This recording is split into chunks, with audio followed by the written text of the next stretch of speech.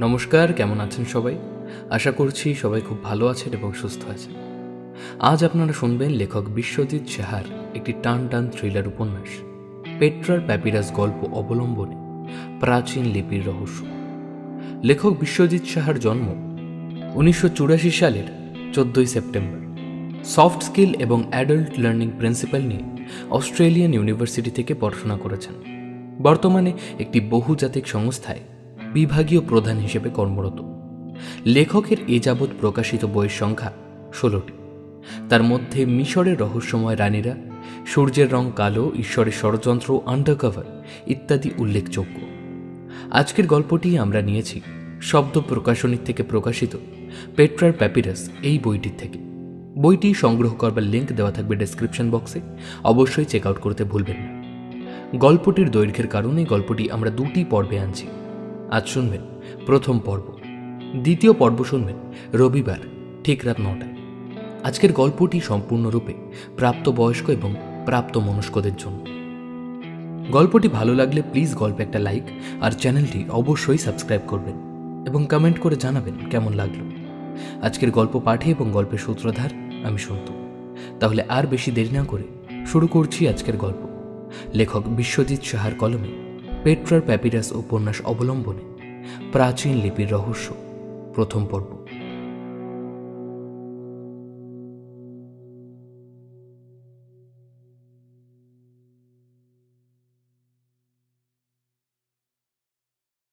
(340 খ্রিস্টপূর্বাব্দ), পেট্রা, নাবাতিয়া।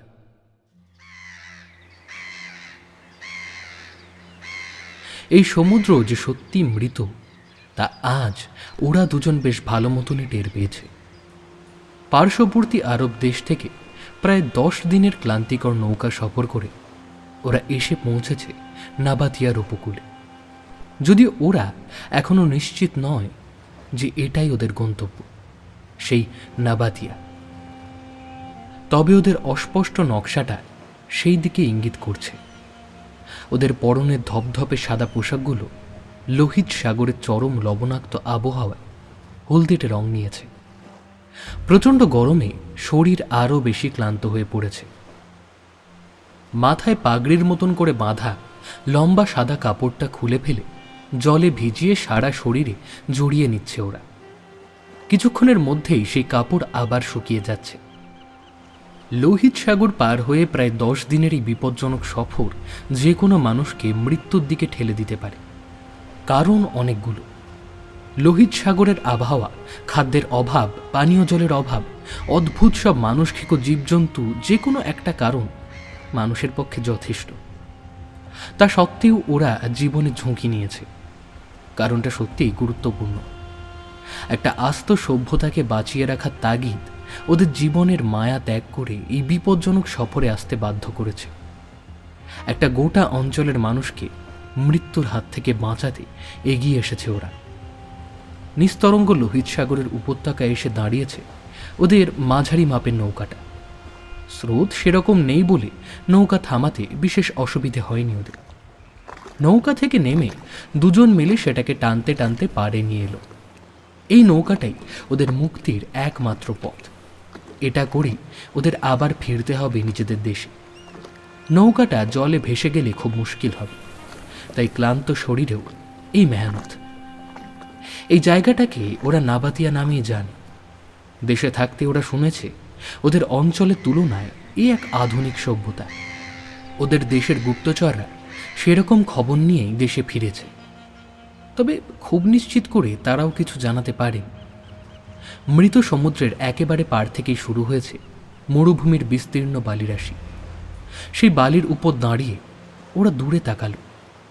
যেদিক থেকে ওরা এসেছে সেই দিকে নিস্তরঙ্গ কালচে সবুজ রঙের জল ছাড়া আর কিছুই নজরে এলো না ওদের।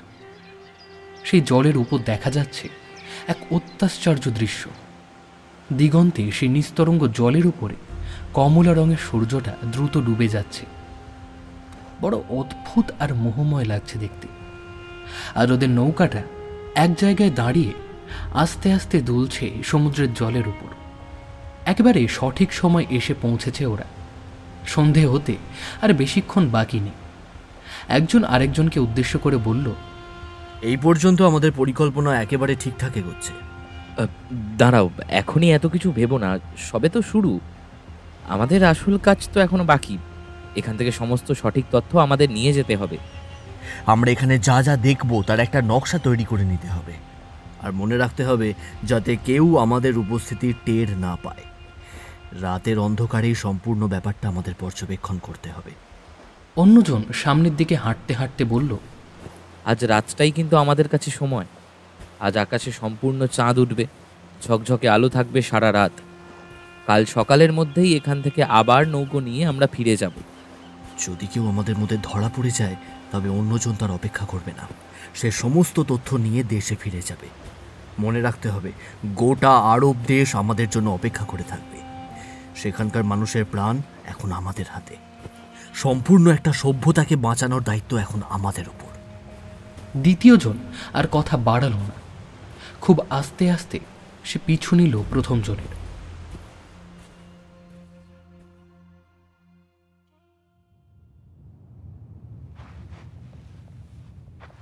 সন্ধে গড়িয়ে মরুভূমির বুকে রাত নেমে এসেছে। এতটা সময় বিস্তীর্ণ মরুভূমির বালির উপর দিয়ে হাঁটতে হাঁটতে ওদের ক্লান্ত শরীর দুটো অবসন্ন হয়ে পড়েছে।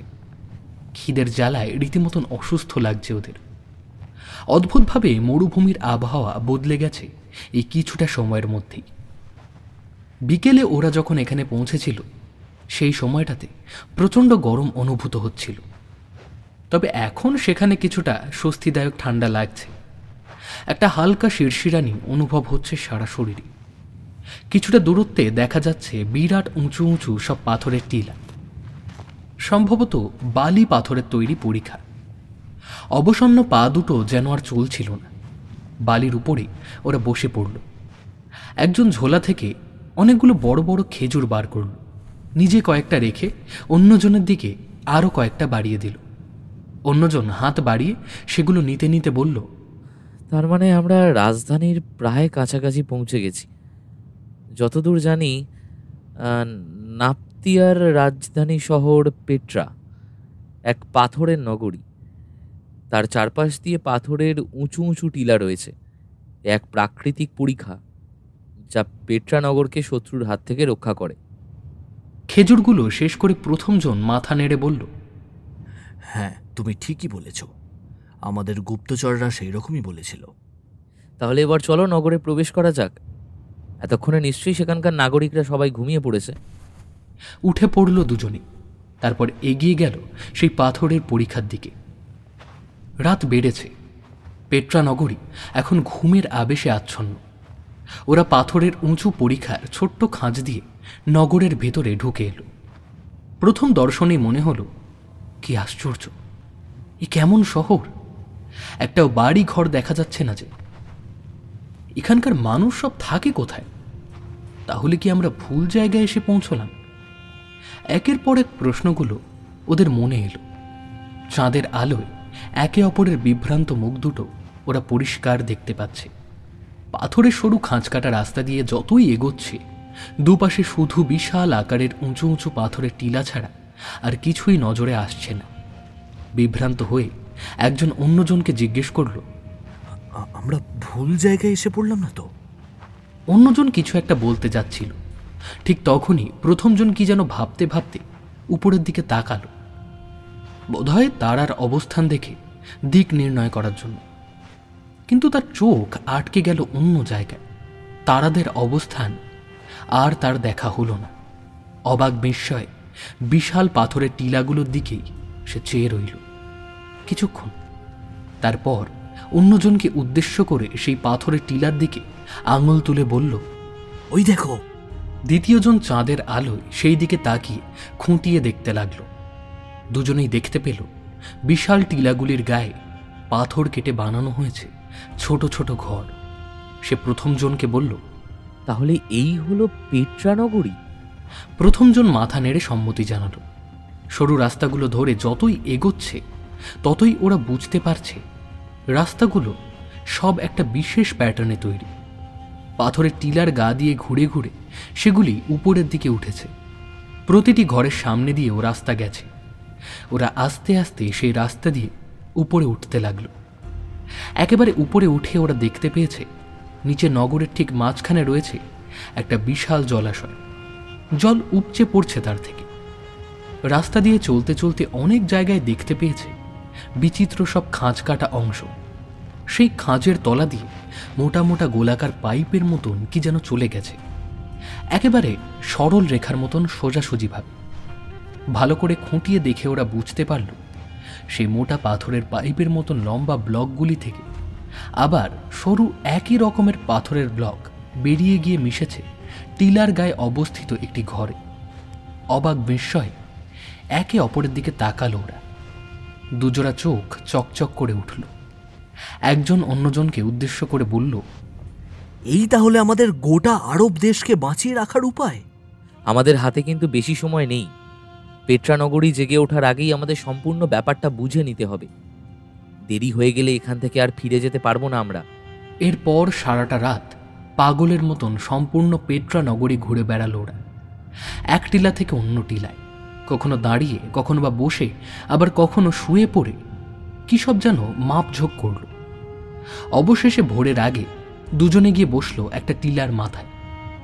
ঝুলি থেকে বের করে আনলো সুদূর মিশর থেকে আনানো অনেকগুলি বিশেষ ধরনের পাতা, প্যাপিরাস। এই পাতায় মিশরীয়রা লেখালেখি করে, ছবিও আঁকে। সেই পাতার উপরে কালি দিয়ে কি সব আঁকি ঝুঁকি কাটতে লাগলো ওরা। দুজনের চোখেই মারাত্মক তন্দ্রাভাব, চোখ জুড়ে আসছে ওদের। অবশ্য কাজ তখনও বাকি, অথচ ভোর হতে চলল, আর সময় নেই হাতে। এবার ফিরে যেতে হবে সকলের অলক্ষ্যে।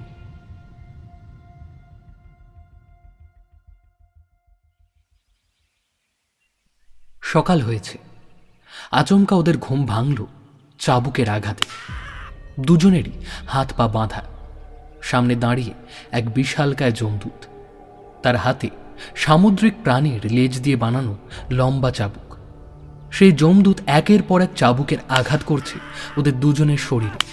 যন্ত্রণায় কাতর হয়ে যখন ভালো করে চোখ মেলে তাকালো, দেখলো ওরা রয়েছে অনেকটা উঁচু একটা খাড়া টিলার উপর। নিচের দিকে তাকিয়ে দেখল কিছুটা দূরত্বেই বেশ কিছু মানুষ দাঁড়িয়ে রয়েছে। তারা উপরের দিকে তাকিয়ে কোনো এক অবদ্ধ ভাষায় চিৎকার করছে। ওরা দুজন একে অপরের দিকে তাকালো। ওরা ভালো করেই বুঝতে পারল সব শেষ। ভোরের দিকে ঘুমিয়ে পড়েছিল ওরা। প্যাপিরাস পাতাগুলিও নেই ওদের কাছে, কেড়ে নেওয়া হয়েছে। বেশ কয়েক ঘা চাবুকের আঘাত সহ্য করার পর ওদের মধ্যে একজন অচৈতন্য হয়ে পড়ল।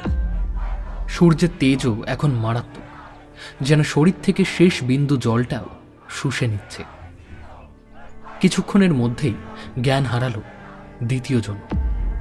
টিলার নিচে ভিড় করে দাঁড়িয়ে থাকা মানুষগুলো একে একে সরে পড়ল বেলা বাড়ার সঙ্গে সঙ্গে। দুটো অচৈতন্য শরীর ওইভাবেই টিলার উপরে পড়ে রইল। একসময় তাদের শরীর থেকে প্রাণটাও বেরিয়ে গেল কোনো অজানার উদ্দেশ্যে। মৃত্যুর পরও রয়ে গেল তাদের ছায়া। সেই ছায়ারাই রচনা করে গেল ভবিষ্যৎ ষড়যন্ত্রের এক চক্রব্যূহ।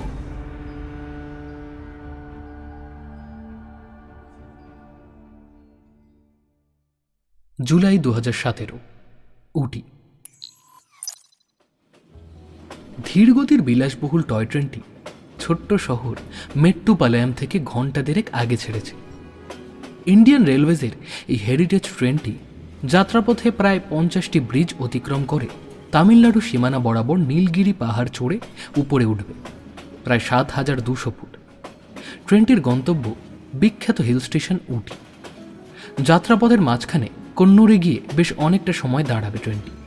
সেখানেই টুরিস্টরা এক দফা ঘোরাফেরা সেরে ফেলবে। সেখানে ইঞ্জিন বদলে বগিগুলো যুক্ত হয়ে যাবে রেলওয়ের অতিরিক্ত শক্তিশালী রেল ইঞ্জিনের সঙ্গে, যা টয় ট্রেনটিকে পাহাড়ের গা বেয়ে উপরে টেনে তুলবে। অবশেষে তা গিয়ে পৌঁছবে গন্তব্য উটিতে। এখন দূর থেকে দেখা যাচ্ছে পাহাড়ে ঘেরা কুন্নুর রেল স্টেশন। চারিদিকে শুধুই সবুজের সমারোহ। পাশের দিকে সবুজ গাছপালা পার করেই কিছুটা দূরত্বে দেখা যাচ্ছে ছোট ছোট টিলার মতন সব পাহাড়।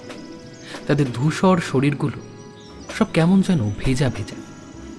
ট্রেন গতি কমালো হঠাৎ করে। আসলে সামনের লম্বার ব্রিজটিতে ওঠার আগে গতি কমাতে হয়। নীলগিরি মাউন্টেন রেলওয়ের এটি হলো দীর্ঘতম ব্রিজ। এই দুপুর বেলাতেও আজ সূর্যের দেখা পাওয়া যাচ্ছে না। আকাশ আজ মেঘাচ্ছন্ন। তার সঙ্গে গত দুদিন ধরে ঠান্ডাটাও পড়েছে বেশ জাঁকিয়ে। তাতে অবশ্য ট্রেনের যাত্রীদের বিশেষ কোনো অসুবিধার কারণ নেই। সম্পূর্ণ ট্রেনটাই টেম্পারেচার কন্ট্রোলিং সিস্টেম দিয়ে সুরক্ষিত। এই ট্রেনে করে চারপাশের অপূর্ব প্রাকৃতিক শোভা দেখতে দেখতে উটি পৌঁছানোর সৌভাগ্য অবশ্য খুব কম লোকেরই হয়। এই যাত্রা বেশ সময় সাপেক্ষ। আবার এই ট্রেনের টিকিট পাওয়াও এক দুষ্কর ব্যাপার।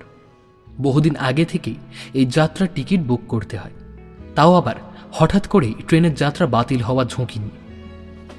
ট্রেনের ফার্স্ট ক্লাস কামরায় এখন লাঞ্চ সার্ভিস করছে নীল সাদা পোশাক পরিহিত বেয়ারা।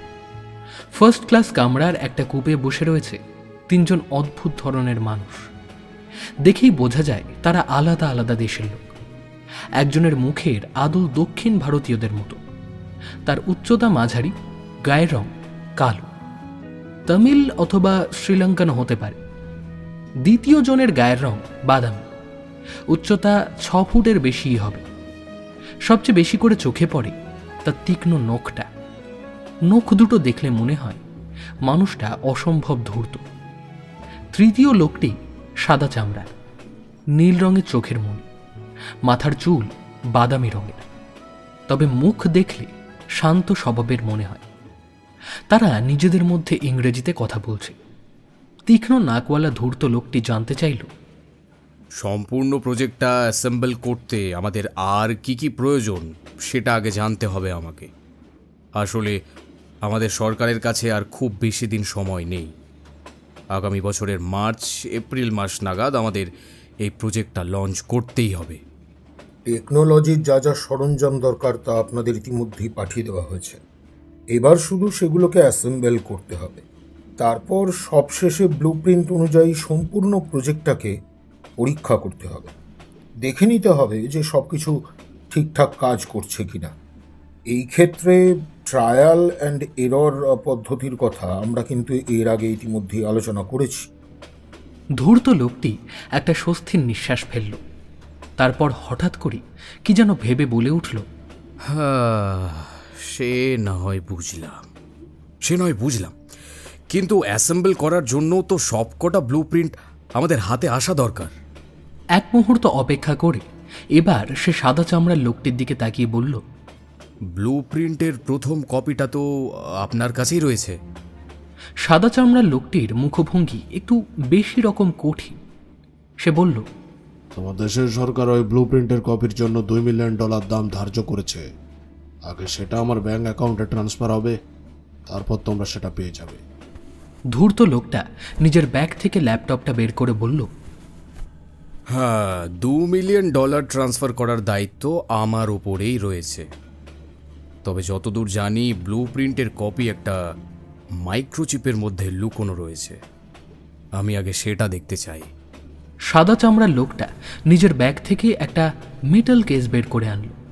তারপর একটা 4 অক্ষরের গোপন কোড দিয়ে সেটা খুলে ফেলল।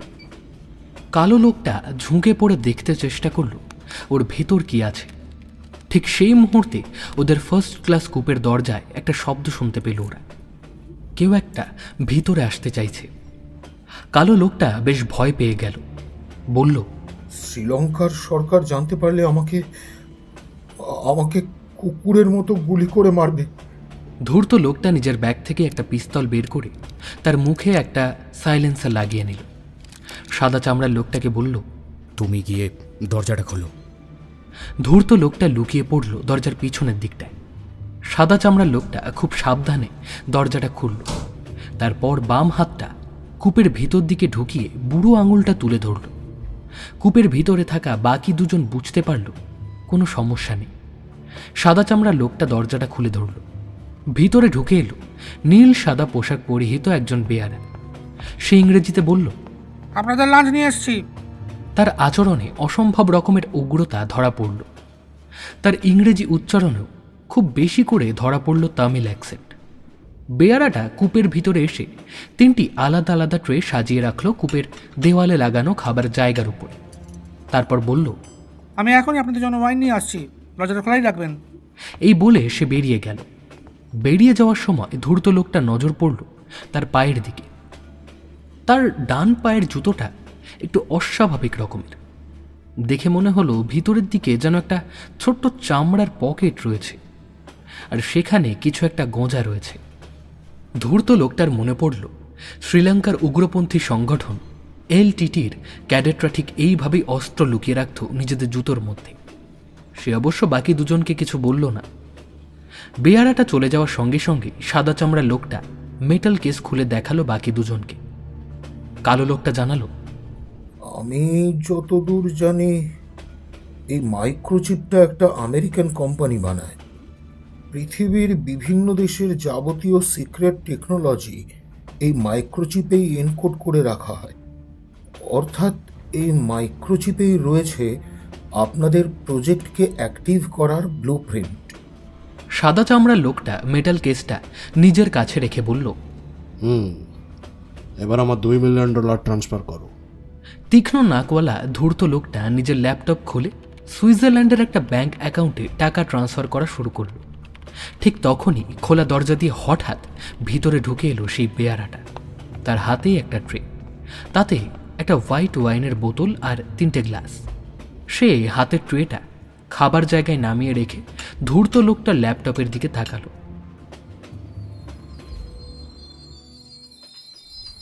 ট্রেনটা নীলগিরি পাহাড়ের উপরে লম্বা ব্রিজটাতে ওঠার আগে হঠাৎ দাঁড়িয়ে গেল। অনেক সময় সিগন্যাল না পাওয়ার কারণে এই ট্রেনকে দাঁড়িয়ে যেতে হয় এই পাহাড়ি পথে। বাইরে মেঘলা আকাশে ভেসে আসছে ধূসর কালো মেঘ। বেশ জোরে হাওয়া দিচ্ছে, তাতে মিশে রয়েছে 2-4 ফোঁটা বৃষ্টি। সেই হাওয়া নীলগিরি পাহাড়ের উপত্যকার জঙ্গলে হালকা ঢেউ তুলেছে। পাহাড়ের একেবারে গোড়া থেকে উপরে উঠে গেছে ঘন সবুজ জঙ্গল। অবশ্য গাছের ঘনত্ব সেখানে খুব বেশি নয়। শোনা যায় এই সমস্ত জঙ্গলের ভিতরে গোপন ঘাঁটি গেড়ে থাকে বর্ডার পার হয়ে দেশে ঢুকে পড়া কিছু লোক। তাদের মধ্যে আবার রয়েছে বিভিন্ন তামিল জঙ্গি গোষ্ঠীর ক্যাডেটরাও। আসলে তারা শ্রীলঙ্কার সরকারের কঠোর দমন নীতিতে ব্যতিব্যস্ত হয়ে এখানে গা ঢাকা দিয়েছে। ভারতের জনপ্রিয় প্রধানমন্ত্রীকে হত্যার ষড়যন্ত্র করবার পর থেকে আজও তারা মাথা তুলে দাঁড়ানোর চেষ্টা করে চলেছে প্রায় 1 দশক ধরে। সেই ঘটনার পর থেকে ভারত শ্রীলঙ্কা দুটি দেশের যৌথ উদ্যোগ একেবারে শেষ করে দিয়েছে তামিল জঙ্গি সংগঠনগুলোকে। ট্রেনটা হুইসেল দিয়েছে সবে, এখনই আবার ছাড়বে। ফার্স্ট ক্লাস কুপের মধ্যে ধূর্ত লোকটা নিজের ল্যাপটপের F2 বোতামটা বেশ জোরে চেপে ধরে সঙ্গে সঙ্গে ছেড়ে দিল। হঠাৎই ল্যাপটপটা কূপের বিছানায় ফেলে দিয়ে পকেট থেকে বের করে আনলো সাইলেন্সার লাগানো পিস্তলটা। মুহূর্তের মধ্যে 3টে গুলি চলল। প্রথমটা বেয়ারাটার কপাল ফুটো হয়ে ঢুকে গেল, দ্বিতীয়টা সাদা চামড়ার লোকটার বুকের বাম দিক দিয়ে গিয়ে বিঁধল, আর তৃতীয়টা কালো লোকটার কানের পাশ দিয়ে ঢুকে তার মস্তিষ্ক ছিন্ন ভিন্ন করে দিল। ধূর্ত লোকটা খুব তাড়াতাড়ি মেটাল কেস থেকে মাইক্রোচিপটা বের করে নিজের ব্যাগে রাখা একটি অত্যাধুনিক ইলেকট্রিক গ্যাজেটের ভিতরে চালান করে দিল। তারপর গ্যাজেটটা অ্যাক্টিভ করল একটা কোড দিয়ে। নিজের হাত ঘড়ির দিকে তাকিয়ে মনে মনে ভাবল, হাতে মাত্র 7 মিনিট সময়, তারপরেই ল্যাপটপে লাগানো বিস্ফোরক বুম ফেটে যাবে। ইলেকট্রিক গ্যাজেটটা নিজের ব্যাগে ভরে সে এসে দাঁড়ালো ট্রেনের দরজার কাছে। ট্রেনটা সবে চলতে শুরু করেছে, খুব আস্তে আস্তে এগোচ্ছে। ধূর্ত লোকটা সেই অবস্থাতেই লাফ দিয়ে নেমে পড়ল ট্রেন থেকে। তারপর মিলিয়ে গেল নীলগিরি পাহাড়ের উপত্যকার জঙ্গলের মধ্যে। কয়েক মুহূর্তের মধ্যেই বিভৎস জোরে একটা শব্দ শোনা গেল। ট্রেনটা 2টো কামরা মুহূর্তের মধ্যে নিশ্চিহ্ন হয়ে গেল। বাকি কামরাগুলো প্রবল কম্পনে লাইনচ্যুত হয়ে পড়ে গেল ব্রিজ থেকে কয়েকশো ফুট নিচে। ক্রমশ ট্রেনের সব কটা কামরা মিলিয়ে গেল পাহাড়ি উপত্যকার জঙ্গলের মধ্যে। জুলাই 2017, পালি, রাজস্থান। মধ্যরাত্রিতে আকাশের বুক চিরে প্রায় নিঃশব্দে এসে নামল একটি হেলিকপ্টার। ভারতীয় সেনাবাহিনীর এই বিশেষ হেলিকপ্টারের 2টি বড় সুবিধে রয়েছে, যা তাকে অন্যগুলির থেকে আলাদা করেছে। প্রথমত, ওড়ার সময় খুব সামান্য শব্দ উৎপন্ন করে, আর দ্বিতীয়ত খুব নিচে দিয়ে উড়তে পারে। এই সুবিধাগুলোর জন্যই এই হেলিকপ্টার শত্রুর রাডারের চোখ এড়িয়ে নির্বিঘ্নে ঢুকে পড়তে পারে তাদের সীমানায়। ভারতীয় সেনাবাহিনী অনেক গোপন অপারেশনে এই হেলিকপ্টার ব্যবহার করে, গোপনীয়তার কথা মাথায় রেখে। হেলিকপ্টার থেকে নেমে এলো 4 জন প্যারাট্রুপার কমান্ডো।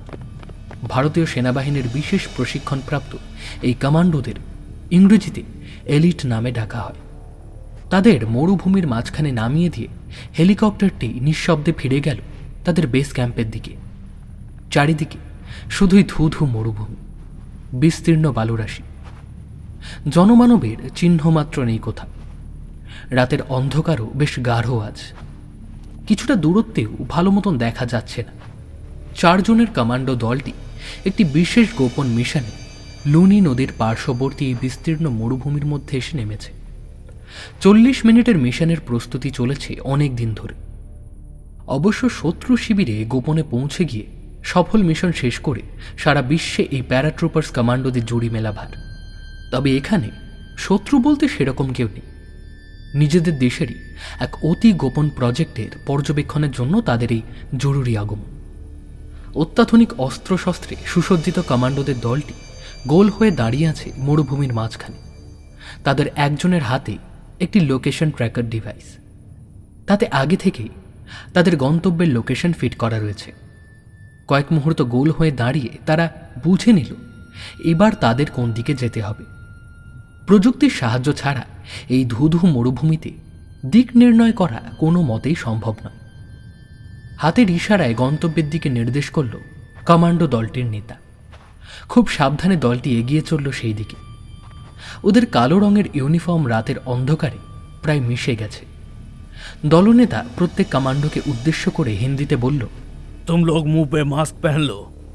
हमारे यहाँ रहने के बारे में किसी को कानो कान खबर नहीं होना चाहिए। তাদের মাথায় রয়েছে এক বিশেষ ধরনের হেলমেট। সেই হেলমেটে মাথার ঠিক সামনের দিকে লাইট লাগানো রয়েছে। অন্ধকারে প্রয়োজন মতন সেই আলো তাদের পথ চিনতে সাহায্য করবে। এছাড়া হাতে স্বয়ংক্রিয় আগ্নেয়াস্ত্রর মাথাতেও লাগানো রয়েছে লেজার বাতি। আর মরুভূমির বুকে যা সবচেয়ে কাজের তা হলো তাদের চোখে ইনফ্রারেড গ্লাস। এই চশমা যে কোনো ছোটখাটো জিনিসকেও চিহ্নিত করতে সাহায্য করে।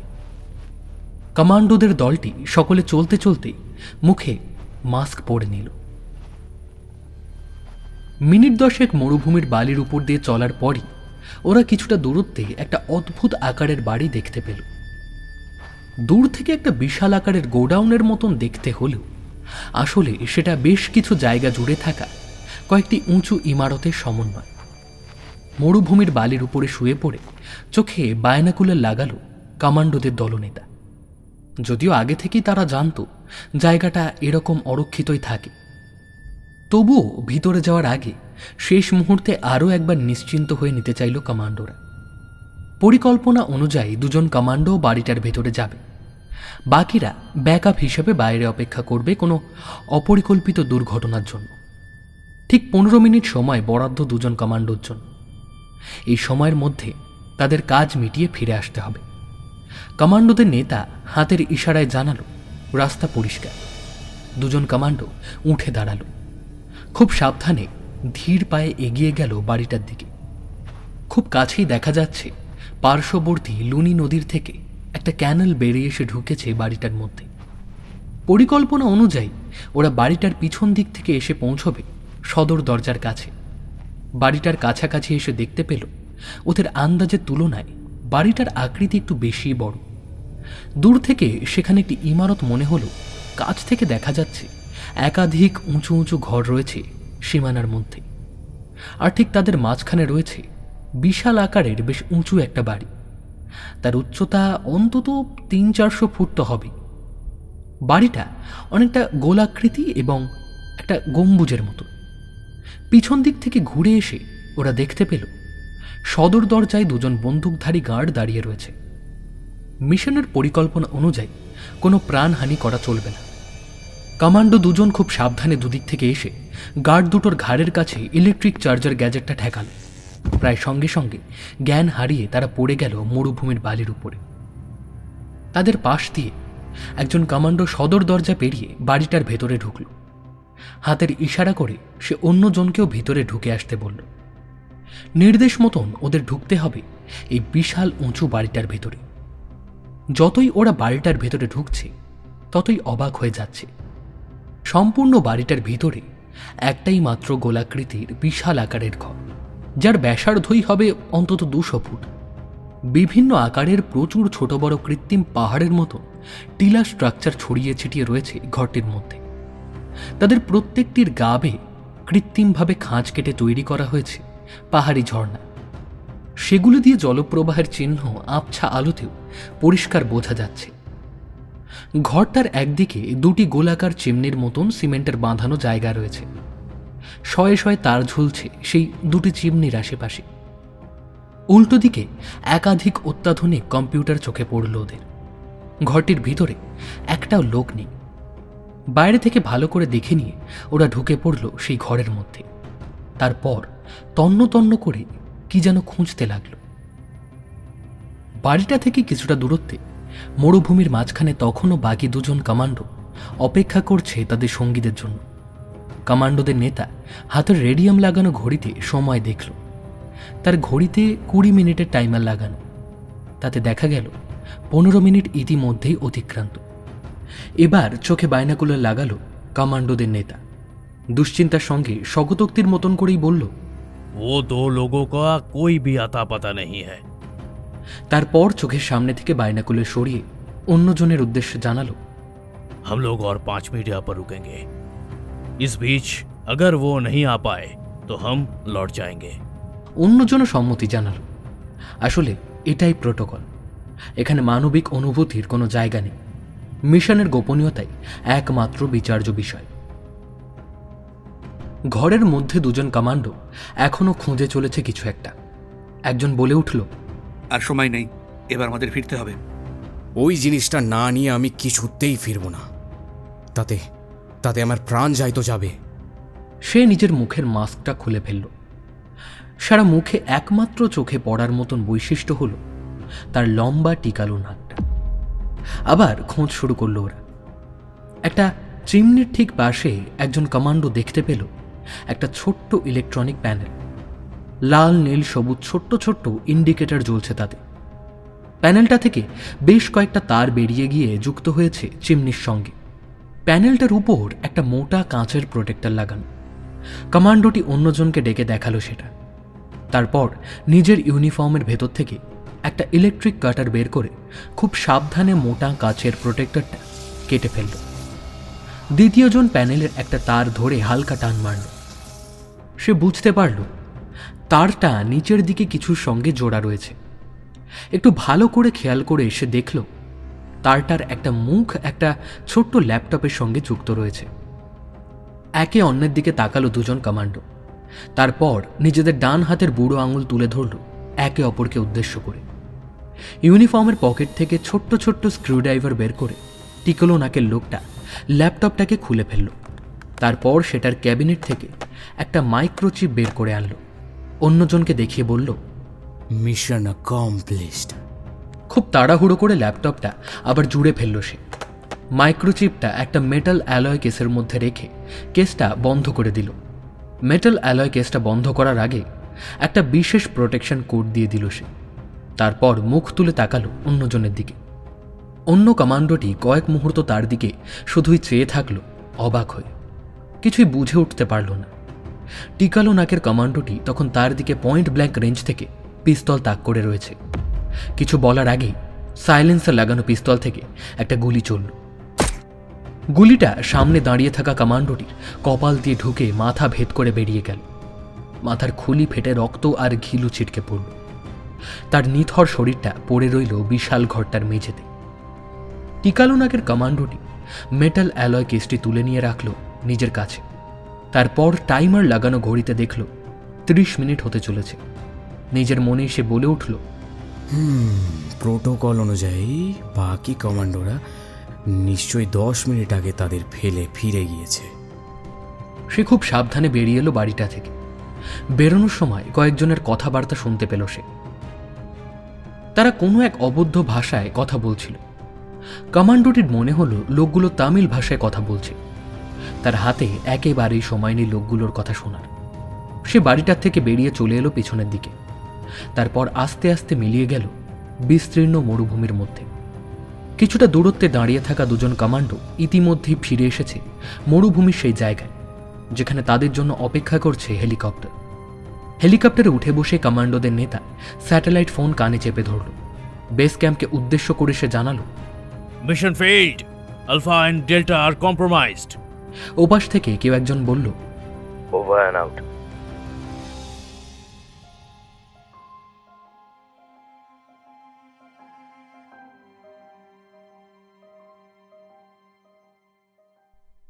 আগস্ট 2017, কলকাতা।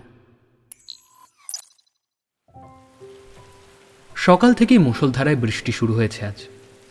নিম্নচাপ দানা বেঁধেছে বঙ্গোপসাগরের উপর। এমন বৃষ্টি বিগত 2-3 বছরে হয়নি কলকাতায়। অবশ্য প্রত্যেক বছরই একটু একটু করে বৃষ্টির পরিমাণ কমছে শহর এবং শহরতলিতে। অথচ অদ্ভুতভাবে উত্তরবঙ্গের প্রায় প্রতি বছরই বন্যা দেখা দিচ্ছে। এইসবই ভাবতে ভাবতে জানলা দিয়ে বাইরে তাকিয়েছিল আরভি, অনর্গল ধারায় ঝরতে থাকা বৃষ্টির দিকে।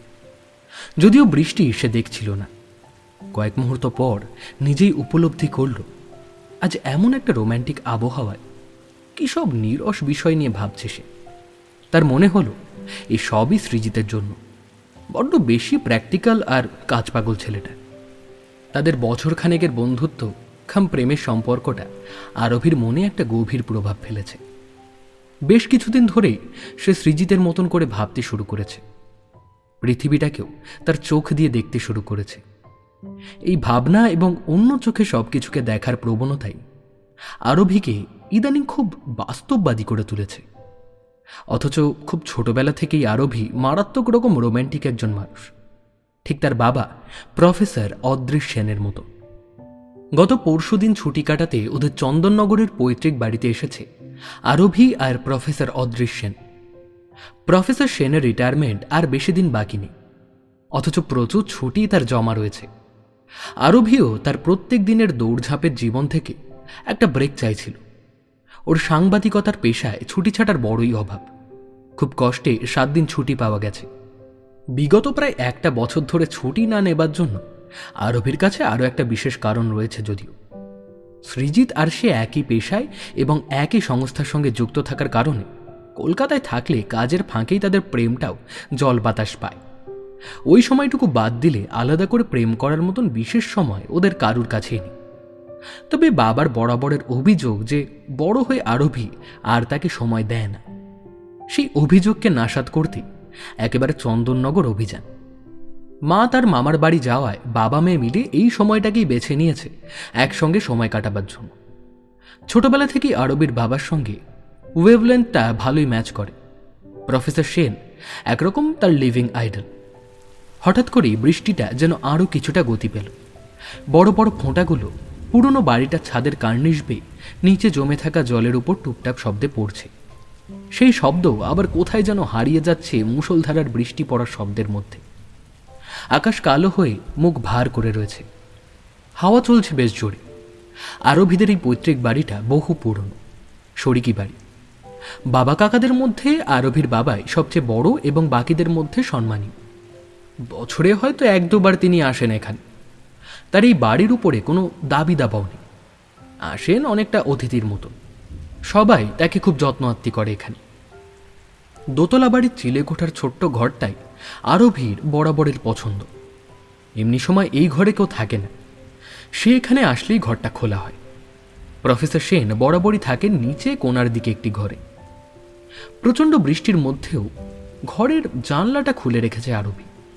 বৃষ্টির ছাঁট লাগছে তার শরীরে, ভিজে যাচ্ছে তার শরীর আর মন। সেই সঙ্গে ভিজছে ঘরের জানলা লাগোয়া বিছানাটাও। সেদিকে খেয়াল নেই আরভির। গাঢ় নীল রঙের স্লিভলেস স্লিপিং গাউনটা হাঁটু অবধি উঠে আছে। পায়ের পাতায় বৃষ্টির জল ছোঁয়াতে খুব ইচ্ছে করছে আরভির। না জানি কতদিন সে এরকম একটা রোম্যান্টিক সকাল দেখেনি। বাঁধনহারা হতে চাইছিল তার মন। জানলা দিয়ে দূরের বৃষ্টি ভেজা একদিকে বেঁকে যাওয়া লম্বা নারকেল গাছটা দেখছিল আরভি। সন্নিবদ্ধ দৃষ্টিতে দেখছিল কেমন করে গাছটা প্রবল হাওয়ার বিরুদ্ধে প্রতিরোধ গড়ে তুলেছে। একদিকে সম্পূর্ণ বেঁকে যাচ্ছে, তবে ভেঙে পড়ছে না। প্রচণ্ড শক্তি দিয়ে রুখে দাঁড়াচ্ছে। কয়েক মুহূর্ত পরই আবার সোজা হয়ে উঠে দাঁড়াচ্ছে। আরবি মনে মনে ভাবল, তার জীবনটাও কি কিছুটা এরকমই হতে চলেছে। বন্ধ দরজায় টোকা পড়ল ঠিক তখনই।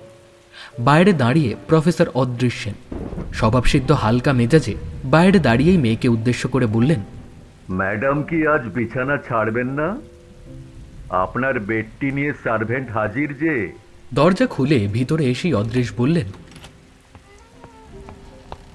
গুড মর্নিং ম্যাডাম, রাতে ঘুমটা ঠিকঠাক হয়েছিল তো?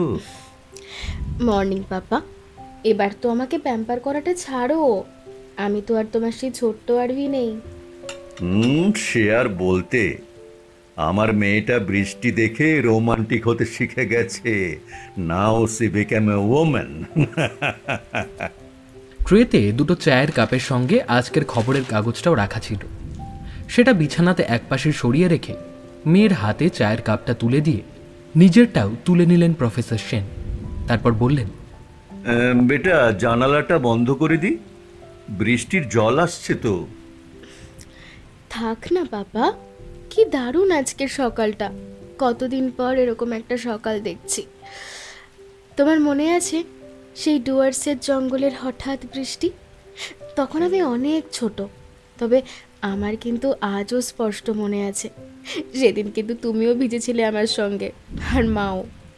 কত বছর হয়ে গেল না বাবা?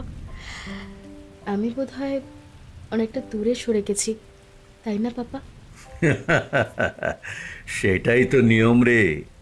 ছেলেমেয়েরা বড় হয়ে গেলে তাদের একটা নিজস্ব জগৎ তৈরি হয়, তখন স্বাভাবিকভাবেই তারা বাবা মায়ের থেকে দূরে সরে যায়।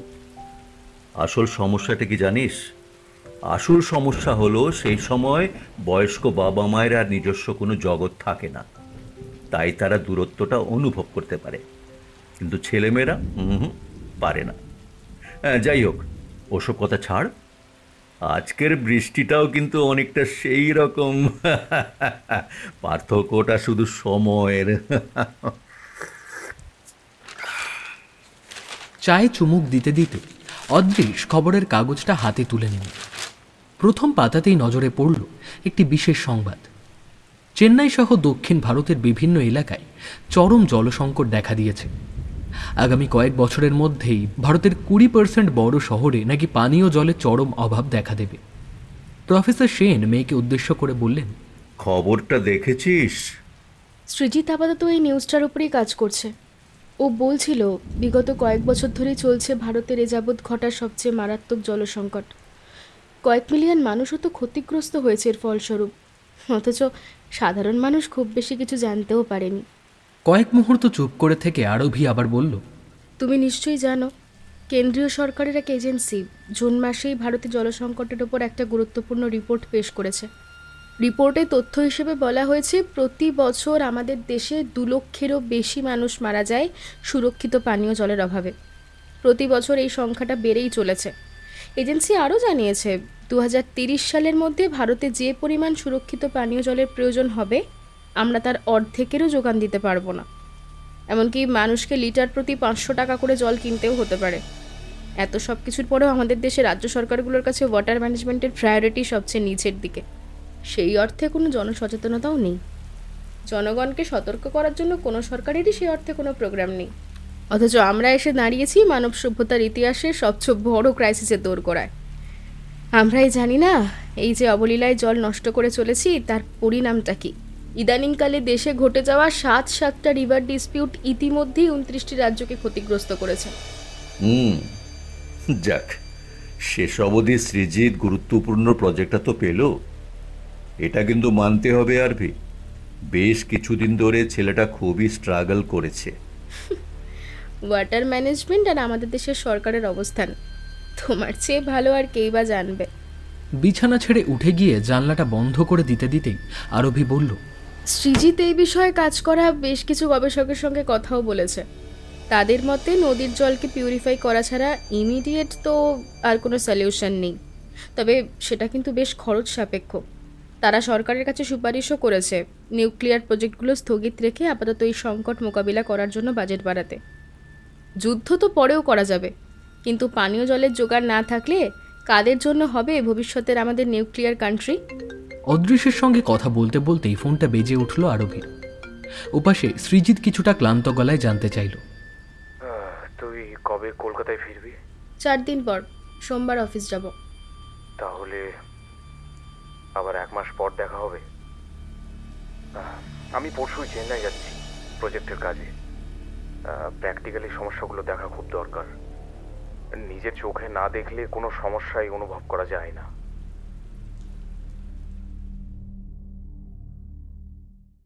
অগস্ট 2017, চেন্নাই। মাম্বালাম রেল স্টেশনের বাইরের ভিড়টা চোখে পড়ার মতো। গত পরশু থেকেই অনেকে এখানে আসছেন, বারবার আসছেন, সারাদিন অপেক্ষা করছেন, আবার ফিরে যাচ্ছেন। সপ্তাহখানেক আগে খবরটা ছড়িয়েছিল লোকাল মিডিয়া, তবে সেই খবরের 100% সত্যতার দায়িত্ব নেয়নি কেউ। হাওয়ায় ভাসছিল খবরটা, সাধারণ মানুষের মুখে মুখে ছড়িয়ে পড়েছে এক জায়গা থেকে আরেক জায়গায়। তবে সাধারণ মানুষ এতটাই বিপন্ন যে এই হাওয়ায় ভেসে বেড়ানো খবরটাকে আশ্রয় করে তারা প্রতিদিন এখানে আসছে, আবার দিনান্তে নিরাশ হয়ে ফিরে যাচ্ছে। তাদের সমস্যার কোনো সুরাহা হচ্ছে না। খবরটা সম্পর্কে গতকাল বিকেলে সরকারি সূত্রে জানানো হয়েছে শেষ পর্যন্ত। সন্ধে থেকেই সংবাদ মাধ্যমগুলো খবর ছড়িয়ে দিয়েছে সারা ভারতবর্ষে। খবর শোনামাত্র স্থানীয় লোকজনের ভিড় উপচে পড়েছে এই মাম্বালাম রেল স্টেশনের কাছে। সরকারি সূত্রের খবর অনুযায়ী পানীয় জল বোঝাই প্রথম ট্রেনটি ভাইজ্যাগ থেকে মাম্বালাম এসে পৌঁছবে আজ। বিগত বেশ কিছুদিন ধরেই দক্ষিণ ভারতে পানীয় জলের সংকট চরমে পৌঁছেছিল। বিশেষ করে চেন্নাইতে গত কয়েকদিন পানীয় জল ব্ল্যাকে বিক্রি হয়েছে, যার দাম লিটার প্রতি 500 টাকায় পৌঁছে গিয়েছে। সমাজের উঁচু তলার মানুষরা তা কিনতে পারলেও সাধারণ মানুষের কাছে পানীয় জল অধরাই থেকে গেছে। আশেপাশের আবর্জনা ভর্তি জলাশয়ের জলও মানুষ পান করতে বাধ্য হয়েছে। এমনই দুর্দশা চেন্নাই সহ তামিলনাড়ুর বিভিন্ন অঞ্চলে দেখা গিয়েছে বিগত বেশ কিছুদিন ধরে। গত কয়েকদিন ধরেই কেন্দ্রীয় সরকারের হস্তক্ষেপ আশা করা যাচ্ছিল। অবশেষে সিদ্ধান্ত হয়েছে আপাতত পানীয় জল পাঠানো হবে কাছাকাছি অন্য কোনো শহর থেকে। জানানো হয়েছিল তা আসবে ভাইজ্যাগ থেকে। প্রথম দিকে প্রতিদিন 3টে ট্রেন আসবে ওয়াগন ভর্তি পানীয় জল নিয়ে। তারপর পরিস্থিতি বিচার করে তা বাড়ানো অথবা কমানো হবে। অন্তত 5000 লোকের জমায়েত হয়েছে আজ মাম্বালাম স্টেশনের বাইরে। রীতিমতন খণ্ডযুদ্ধ চলছে সেখানে। প্রত্যেকেই আগে যেতে চাইছে, পাছে পানীয় জল থেকে তারা বঞ্চিত হয় এই কথা ভেবে। সেই সকাল থেকে এসে তারা লাইনে দাঁড়িয়েছে। বিগত প্রায় 1 মাস ধরে এই মানুষগুলো যে কিভাবে বেঁচে রয়েছে সেটা কল্পনাই করতে পারবে না বাইরের কেউ। অবস্থাটা এখন নিজে উপলব্ধি করতে পারছে সৃজিত। প্রায় সপ্তাহখানেক হলো সে চেন্নাই এসেছে। সংবাদপত্রের হয়ে এই প্রজেক্টটাতে কাজ করতে গিয়ে হঠাৎ করে তার এখানে আসা। চেন্নাই স্টেশনে পা রাখার পর সঙ্গে সঙ্গেই সম্মুখীন হতে হয় সারা দক্ষিণ ভারত জুড়ে চলতে থাকা ভয়ঙ্কর জলসংকটের। স্টেশনেই সরকারি ক্যান্টিনে 1 লিটার জল বিক্রি হচ্ছে 300 টাকার বিনিময়। নিজস্ব জার্নালিস্ট আইডেন্টিটি কার্ড দেখানোর সঙ্গে সঙ্গে ক্যান্টিনের সরকারি কর্মচারীটি দাম কমিয়ে দেন বিরক্তি ভরে। 7 দিন ধরে চেন্নাই শহরের আশেপাশের বিভিন্ন জায়গায় ঘুরে বেরিয়েছে সৃজিত। নিজের চোখে দেখেছে স্থানীয় মানুষের দুর্দশা। পানীয় জলের সংকট কিভাবে তাদের গ্রাস করেছে তা নিজ চোখে না দেখলে সে জানতেই পারত না। গতকাল রাতেই চেন্নাই থেকে মাম্বালাম এসে পৌঁছেছে সৃজিত, সঙ্গে ক্যামেরাম্যান সহ 3 জনের টিম। আজকের এই গোটা ব্যাপারটাকে কভার করতে হবে তাদের। গতকাল রাতে তারা প্ল্যাটফর্মেই কাটিয়েছে। আসলে সকাল থেকেই ঘটে চলা প্রত্যেকটি ঘটনার পুঙ্খানুপুঙ্খ বিবরণ চায় সৃজিত আর তার টিম। গতকাল থেকে স্টেশনের বাইরে বিশাল ব্যারিকেড দেওয়া হয়েছে মানুষের ভিড় সামলানোর জন্য। মোতায়েন করা হয়েছে বিশাল পুলিশ বাহিনী। তারাও জল কামান আর টিয়ার গ্যাস নিয়ে প্রস্তুত। জায়গাটার আশেপাশে বেশ ফাঁকা ফাঁকা। কিছুটা দূরত্বেই ট্রেন লাইন দেখা যায়। এখন দূর থেকে একটা বিশাল মালগাড়ি দেখা যাচ্ছে। খুব আস্তে আস্তে সাপের মতন এঁকে বেঁকে প্ল্যাটফর্মের দিকে আসছে সেটি। কাছে এলে দেখা গেল মুখ বন্ধ কন্টেনারের উপর দিয়ে ছলকে ছলকে বাইরে আসছে জল। একটা শোরগোল পড়ে গেল উপস্থিত জনতার মধ্যে। আনন্দে চিৎকার করে উঠল কেউ কেউ, আবার কেউ কেউ উৎকণ্ঠা ভরা মুখ বাড়িয়ে জিরাফের মতন পিছন থেকে উঁকি মেরে বোঝার চেষ্টা করছে কি আছে ওই মালগাড়িতে, জানার চেষ্টা করছে সত্যি কি ওতে তাদের প্রাণদায়ী পানীয় জল আছে। এই সমস্ত কিছুর দিকে ক্যামেরা তাক করে বসে রয়েছে বিভিন্ন সংবাদ মাধ্যমের ক্যামেরাম্যানরা। সৃজিত ভিড়ে মিশে গিয়ে বোঝার চেষ্টা করছে তাদের অবস্থা। অনেকের সঙ্গে কথা বলছে সে, একজন সাধারণ মানুষ হয়ে। তাকে কলকাতা ফিরে একটা সঠিক রিপোর্ট জমা দিতে হবে। সৃজিত চায় না সেখানে কোনো রকম ম্যানিপুলেশন হোক, কোনো কম্প্রোমাইজ সে চায় না সেই খবর। তাই তো এত কষ্ট সহ্য করা। কিছুক্ষণের মধ্যেই পানীয় জল ভর্তি মালগাড়িটা এসে পৌঁছল স্টেশনে। ক্যামেরাম্যান সৃজিতকে উদ্দেশ্য করে বলল, এবার ওদিকে চলো, ওই ফুটেজগুলো আমাদের দরকার হবে। ভিড় ঠেলে হাঁটতে হাঁটতে সৃজিত দেখতে থাকলো মানুষের দুর্দশা। মনে মনে ভাবল, পৃথিবীটাকে আধুনিকভাবে গড়ে তোলার নামে আমরা নিজেদেরই কত বড় বিপদ ডেকে এনেছি। জলসংকট এক এমনই সমস্যা যা সম্পূর্ণ পৃথিবীটাকে আস্তে আস্তে গ্রাস করে নিতে পারে। স্টেশনের কাছে এসে দেখল অ্যানাউন্সমেন্ট হচ্ছে। স্থানীয় ভাষায় জানানো হচ্ছে লাইনে দাঁড়িয়ে সকলে যেন এক এক করে এগিয়ে আসে জলের জন্য। নিজেদের পরিচয়পত্র দেখিয়ে জলের পাউচ প্যাকেট নিয়ে যেতে হবে কাউন্টার থেকে। প্রত্যেক পরিচয়পত্রে 2 লিটার করে পানীয় জল দেওয়া হবে। সৃজিত তার ক্যামেরাম্যান বন্ধুটিকে জিজ্ঞেস করল, আচ্ছা 2 লিটার জলে কেমন করে চালাবে এরা? কাল কি আবার জল আসবে? আসলে আমরা সাধারণ মানুষরা কিছু না পেতে পেতে এমন একটা মানসিক স্টেটে চলে গেছি যে অল্প কিছু পেলেই ভাবি এইটুকুই বুঝি আমাদের প্রাপ্য। আসলে প্রাপ্য সম্পর্কে আমাদের কোনো ধারণাই নেই। তাই এই 2 লিটারেই এরা খুশি। আবার কাল লাইনে দাঁড়াবে, পেলেও পেতে পারে 2 লিটার পানীয় জল, আবার নাও পেতে পারে। সাধারণ মানুষের এই দুর্দশার স্টোরি কভার করতে করতে সৃজিতের কখনো কখনো মনে হয়, এইভাবে বেঁচে থাকার কি মানে? এর চেয়ে তো মৃত্যু শ্রেয়। পৃথিবীতে হয় অর্থনৈতিক সমস্যা আসুক, নতুবা এই পৃথিবী হোক শুধুই ধনীদের, যেখানে কেউ সাধারণ থাকবে না। কোথাও যেন সে এই সাধারণদের সঙ্গে একাত্ম হয়ে যায় সবসময়। অনেকে মনে করে এটাই সৃজিতের বড় দুর্বলতা, কিন্তু সৃজিত বিশ্বাস করে তার মানবিক বোধই তার সবচেয়ে বড় শক্তি। জীবনে সে যা কিছু পেয়েছে তাই শক্তির জোরে, এমনকি আরবের মতন একটি অমূল্য রত্নকে।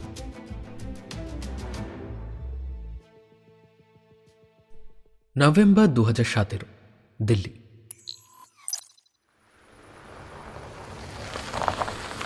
নতুন দিল্লিতে ইন্ডিয়া টিভির অফিসের সামনে এসে দাঁড়ালো পুরনো হুড খোলা জিপসি গাড়িটা।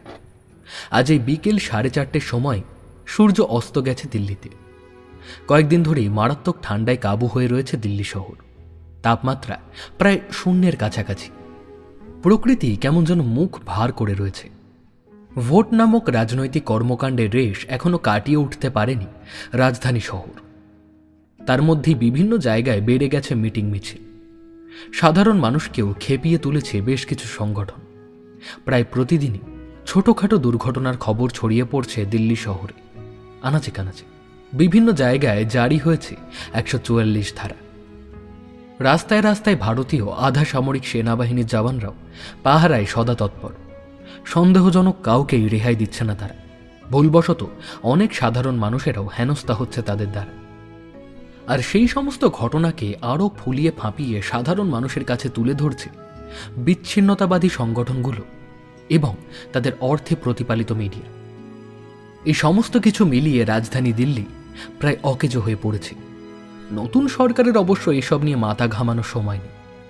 চিন্তা করার মতন এর চেয়েও অনেক বড় সমস্যা এখন তাদের সামনে এসে হাজির হয়েছে।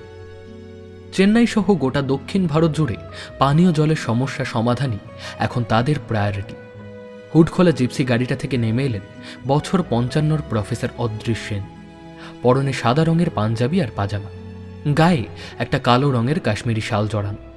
ফর্সা উঁচু লম্বা মানুষটার চলাফেরার মধ্যে বিশেষ কোনো অভিজাত্যের ছাপ নেই, তবে তার জ্ঞানের ভাণ্ডার অপরিসীম, যা বাইরে থেকে দেখা যায় না। পেশায় তিনি একজন প্রফেসর, তবে তিনি একজন সোশ্যাল অ্যাক্টিভিস্ট বটে। এই মুহূর্তে বাংলার সবচেয়ে বিরল প্রজাতির মানুষ।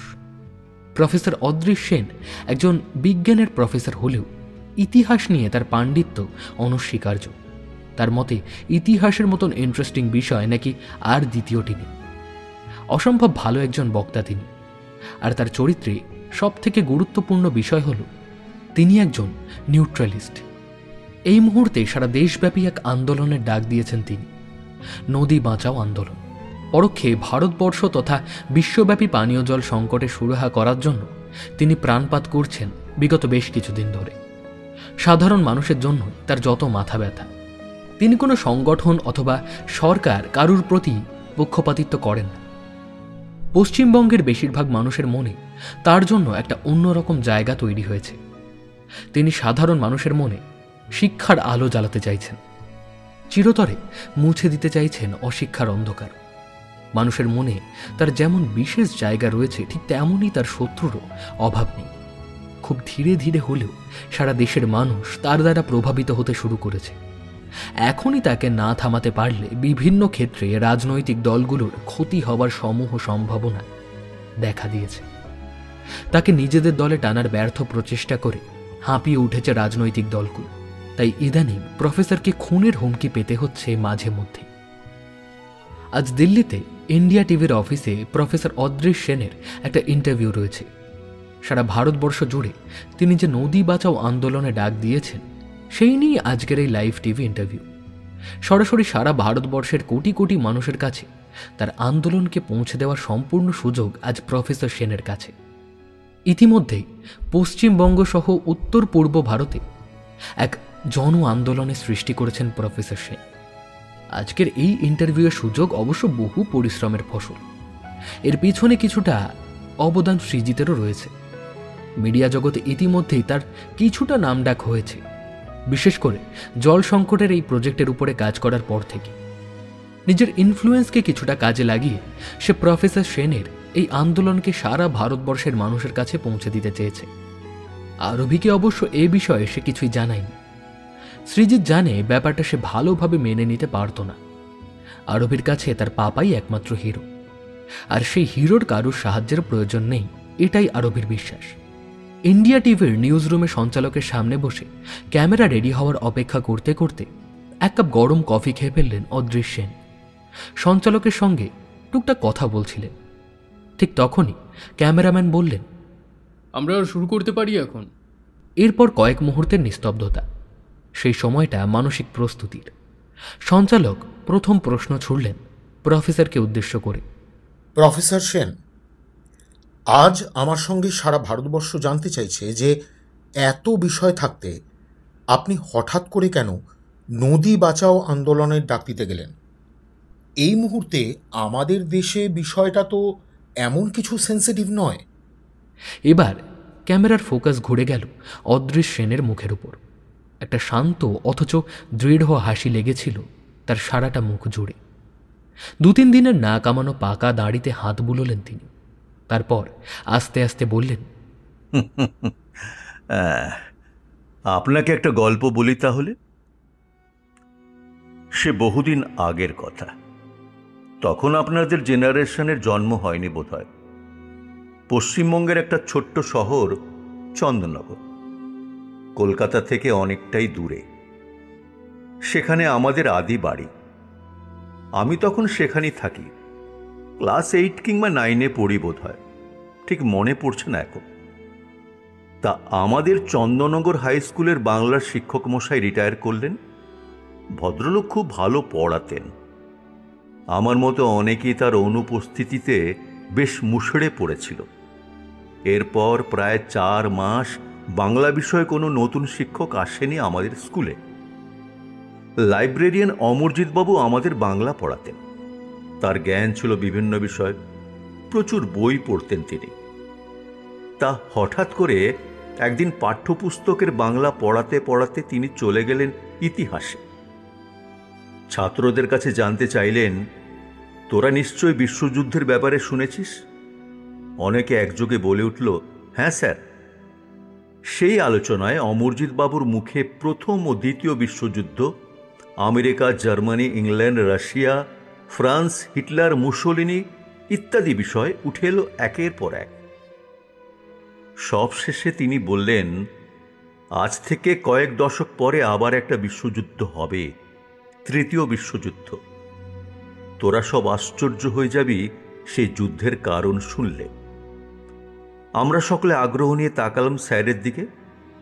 তিনি বললেন, পানীয় জল হবে সেই যুদ্ধের কারণ। আস্তে আস্তে তো পৃথিবীর সব পানীয় জল শেষ হতে বসেছে। সেই সময় তেল অথবা সোনা নয়, পানীয় জলের ভাণ্ডারের দখল নিতে বিশ্বযুদ্ধ হবে।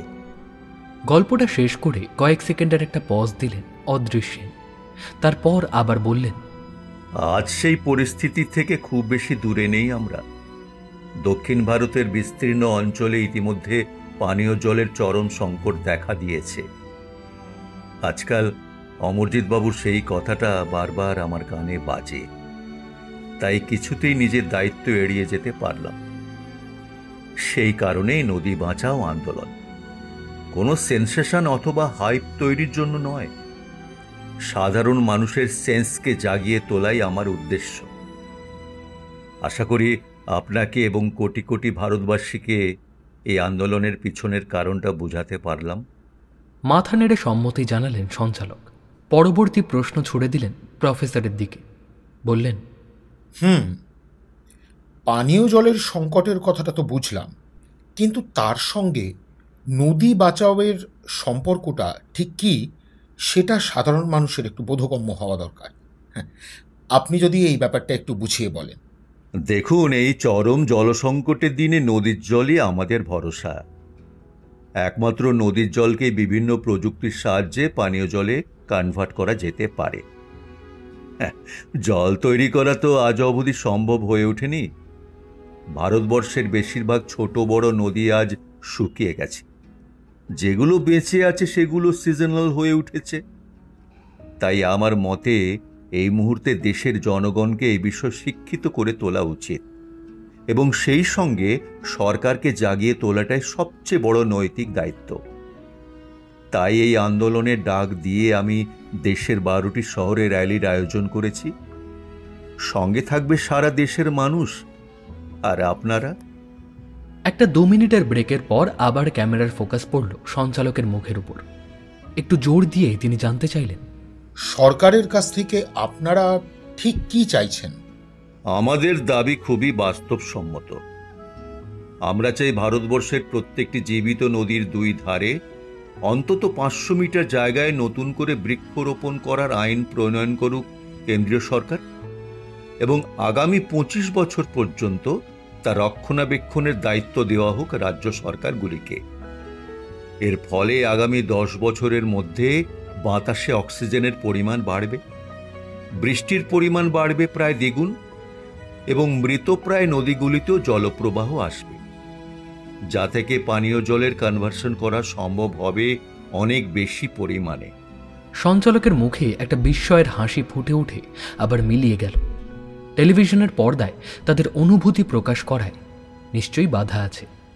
সঞ্চালক বললেন, সে না হয় সরকার মেনে নিল, কিন্তু তাতে পরিবেশের এবং পানীয় জলের বর্তমান অবস্থার উন্নতি হবে এইটার গ্যারান্টি আপনি কিভাবে দিচ্ছেন? প্রফেসর সেন প্রশ্নটা শুনে এমনভাবে হেসে ফেললেন যেন সামনে কোনো শিশু তার কাছে চকলেট চাইছে। হাসি থামিয়ে বললেন, আপনি বোধহয় জানেন না আমাদের এই র্যালির সঙ্গে কারা যুক্ত রয়েছেন। আমাদের এই র্যালির সঙ্গে যুক্ত রয়েছেন hydrology, hydrogeology, forestry, অ্যাগ্রোফরেস্ট্রি, horticulture, irrigation, natural resource management, food safety, health এবং নিউট্রিশনের বিশেষজ্ঞরা। তাদের দেওয়া পরিকল্পনা অনুযায়ী শুধুমাত্র এই র্যালির সময় আমরা 70,000-এর বেশি বৃক্ষরোপণ করব।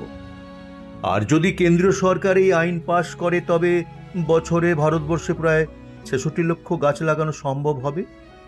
এবার বলি এর উপকার কিভাবে পাওয়া যাবে। একটি গাছ বছরে গড়ে প্রায় 12 কিলোগ্রাম কার্বন ডাইঅক্সাইড শোষণ করে। ভেবে দেখুন তো, 66 লক্ষ গাছ পরিবেশকে কিভাবে দূষণের হাত থেকে বাঁচাবে। এর ফলে এই সমস্ত জায়গায় বৃষ্টি হবে প্রায় দ্বিগুণ।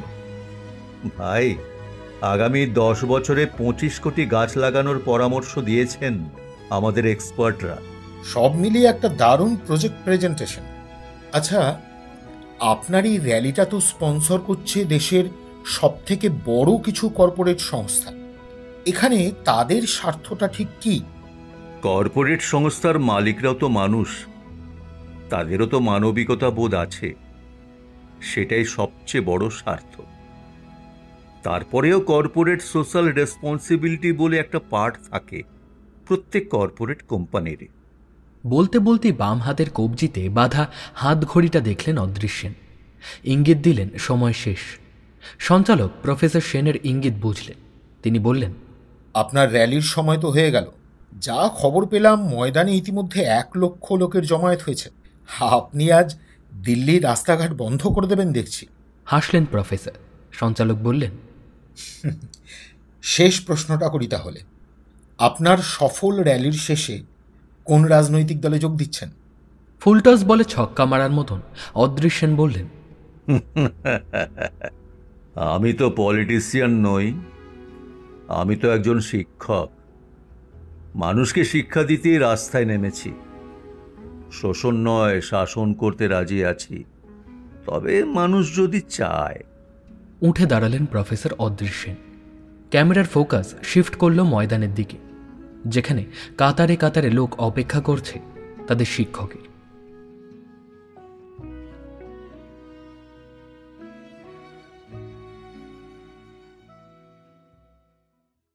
ডিসেম্বর 2017, কলকাতা।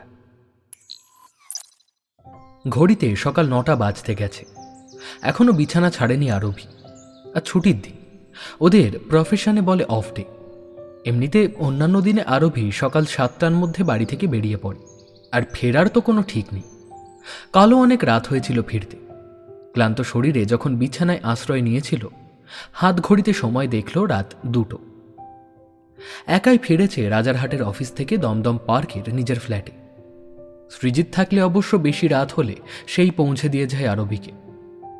3 কামরার ফ্ল্যাটে আরবির জন্য একটা সম্পূর্ণ পার্লার সেট বানিয়ে দিয়েছেন অদৃশ্যেন। নিউ ইয়ার সেলিব্রেশনের আর মাত্র কয়েকদিন বাকি। বেশ ঠান্ডা পড়েছে কলকাতায়। শহরের বেশিরভাগ জায়গায় সাজো সাজো রব। কেক, ক্রিসমাস ট্রির সম্ভার চোখে পড়ছে সব জায়গায়। আজকাল এই ইংরেজি নিউ ইয়ার সেলিব্রেশন বাঙালির কালচারের একটি অংশ হয়ে পড়েছে। আরবি অবশ্য এই ব্যাপারে বেশ উদাসীন। সে বেশ প্রাচীনপন্থী। তবে সৃজিতের আগ্রহ আছে ইংরেজি নতুন বর্ষ হৈ হৈ করে পালন করার ব্যাপারে। সে আরবিকে কথা দিয়েছে এবারের ইংরেজি বর্ষবরণ উৎসবের দিন সে তার সাথেই কাটাতে চায়, বিশেষ করে সন্ধ্যার পর। তবে আজ অবধি তার কোনো পাত্তা নেই। গত 2 দিন কোনো যোগাযোগ হয়নি আরবির সঙ্গে। আরবি অবশ্য বিশেষ চিন্তিত নয়, এরকম আগেও হয়েছে। তাদের কাজের ধরনটাই এরকম। সৃজিতের পরিকল্পনা অনুযায়ী দুজনে মিলে অফিসের পর পার্ক স্ট্রিটের কোনো পাবে গিয়ে হুল্লোড় করবে। অফিসের আরও 2-4 জন বন্ধু বান্ধবও থাকবে ওদের সঙ্গে। রাতভর আড্ডা আর খাওয়া দাওয়া চলবে। মাথার বালিশের পাশে রাখা মোবাইল ফোনটা তীক্ষ্ণ স্বরে বেজে উঠল। প্রথমবার অ্যালার্ম বাজছে মনে করে কম্বলটা মাথা মুড়ে দিয়ে আবার শুয়ে পড়েছিল আরবি। কয়েক মুহূর্ত পরেই ফোনটা আবার বেজে উঠল। এবার সতর্ক হলো আরবি। ঘুম ঘুম চোখে কম্বল থেকে মুখটা বের করে মোবাইলটা হাতে নিয়ে স্ক্রিনে চোখ রাখল। অচেনা নাম্বার। ফোনটা ধরে কিছুটা জড়ানো গলায় আরবি বলল, হ্যালো। ওপাশ থেকে পুরুষ কণ্ঠ গম্ভীরভাবে জানতে চাইল, আরবি সেন বলছেন? কে বলছেন? কলকাতা পুলিশ, বেলগাছিয়া এরিয়া থেকে বলছিলাম। এরকম ঘটনা আরবিদের পেশায় মাঝে মাঝেই ঘটে। বিশেষ বিচলিত হলো না সে। বলল, বলুন, কি ব্যাপার? আপনি সৃজিত ব্যানার্জিকে চেনেন তো? আপনাদের নিউজ টিমেই কাজ করেন। আরবি এবার কেন যেন কিছু একটা আশঙ্কা করে বিছানায় উঠে বসল। বলল, হ্যাঁ চিনি, আমার কলিগ। কি ব্যাপার বলুন তো? আসলে আমরা প্রফেসর সেনকেও কল করেছিলাম, তবে উনি তো কলকাতায় নেই, তাই বাধ্য হয়ে আপনাকেই জানাতে হচ্ছে। কি হয়েছে সেটা বলবেন তো? পাপা তো দিল্লিতে রয়েছেন র্যালির প্রচারের কাজে। আপনাকে এখনই একবার বেলগাছিয়া পুলিশ স্টেশনে আসতে হবে। কিন্তু কেন? কি হয়েছেটা কি? সৃজিত আবার কি করলো? আমি যতদূর জানি ও তো কলকাতায় ছিলই না। আসলে কাল রাতে আমরা বেলগাছিয়া বড় মসজিদের কাছে একটা লাশ পেয়েছি। বুকটা ধক করে উঠল আরবির। মনে হলো যেন নিঃশ্বাস নিতে পারছে না। পুরুষকণ্ঠ বলে চলেছে, লাশটা আজ সকালেই মর্গে পাঠানো হয়েছে, কিছুতেই শনাক্ত করা যাচ্ছে না। মুখটা অ্যাসিড দিয়ে পুড়িয়ে দেওয়া হয়েছে। তাতে আমি কি করব?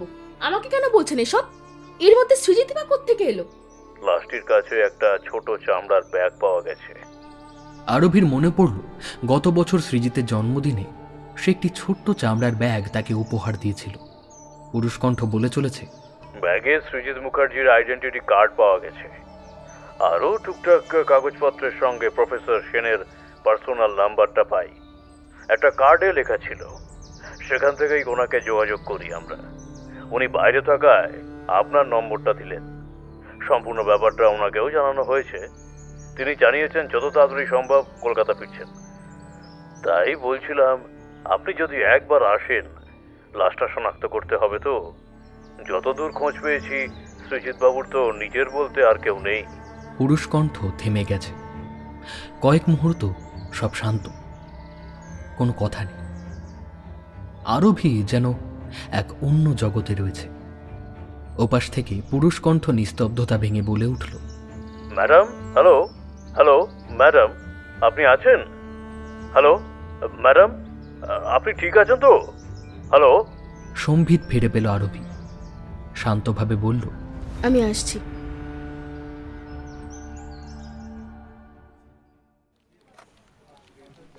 গাঢ় বাদামি রঙের সানগ্লাসটা খুলতে খুলতে বেলগাছিয়া পুলিশ স্টেশনের সদর দরজা দিয়ে ঢুকল আরভি সেন। পা দুটো যেন কিছুতেই ভেতরে ঢুকতে চাইছে না। মনে একটা চরম অবিশ্বাস। কোথাও যেন মনের কোণে একটা আশঙ্কাও রয়েছে। হৃৎপিণ্ডটা সেই ফোন আসার পর থেকেই জোরে জোরে শব্দ করে চলেছিল, তবে এখন যেন বিশ্রাম চাইছে। সারাটা শরীর জুড়ে একটা শিরশির করা ঠান্ডা। খুব শান্তভাবে ডিউটি অফিসারের টেবিলের সামনে গিয়ে দাঁড়ালো আরভি। মুখ তুলে তাকালেন অফিসারটি।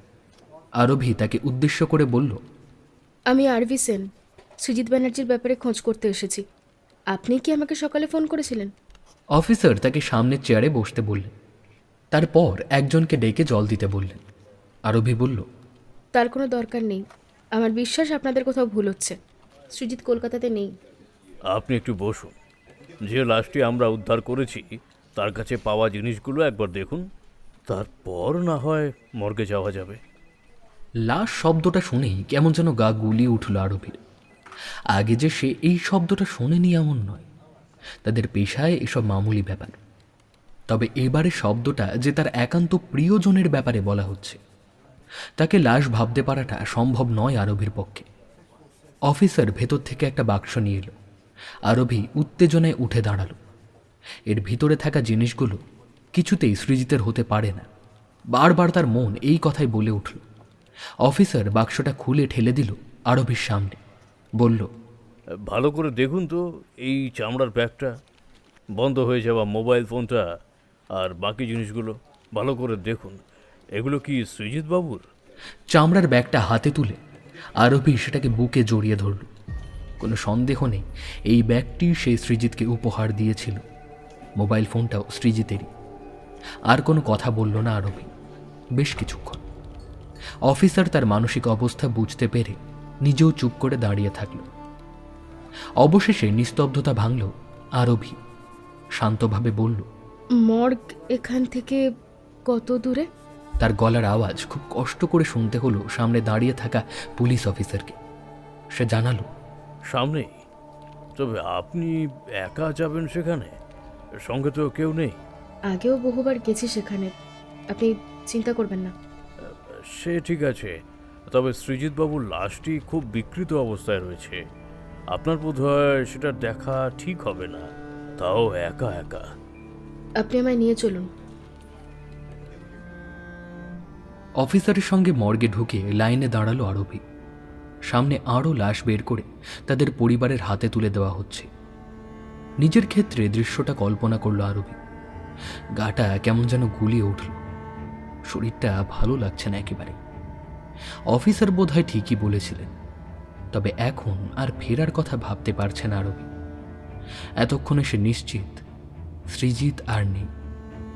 মনের সঙ্গে শরীরটাও শক্তি হারাচ্ছে। অফিসার এসে বলল, ম্যাডাম, ভিতরে আসুন। আরভি তাকে অনুসরণ করল। ভিতরে পচা একটা গন্ধ আরভির পায়ের তলার থেকে যেন জমিটা সরিয়ে নিচ্ছিল। কোনো রকমে সে গিয়ে পৌঁছল ঠান্ডা ধোঁয়া ওঠা বাক্সটার সামনে। অফিসার লাশের উপরের থেকে সাদা কাপড়টা সরিয়ে দিল। আচমকা সবকিছু অন্ধকার হয়ে গেল আরভির চোখের সামনে। সে আর কিছুই দেখতে পেল না। লুটিয়ে পড়ল পুলিশ অফিসারটির গায়ে। কোনো রকমে অফিসারটি তাকে মাটিতে পড়ে যাওয়ার থেকে সামলে নিল।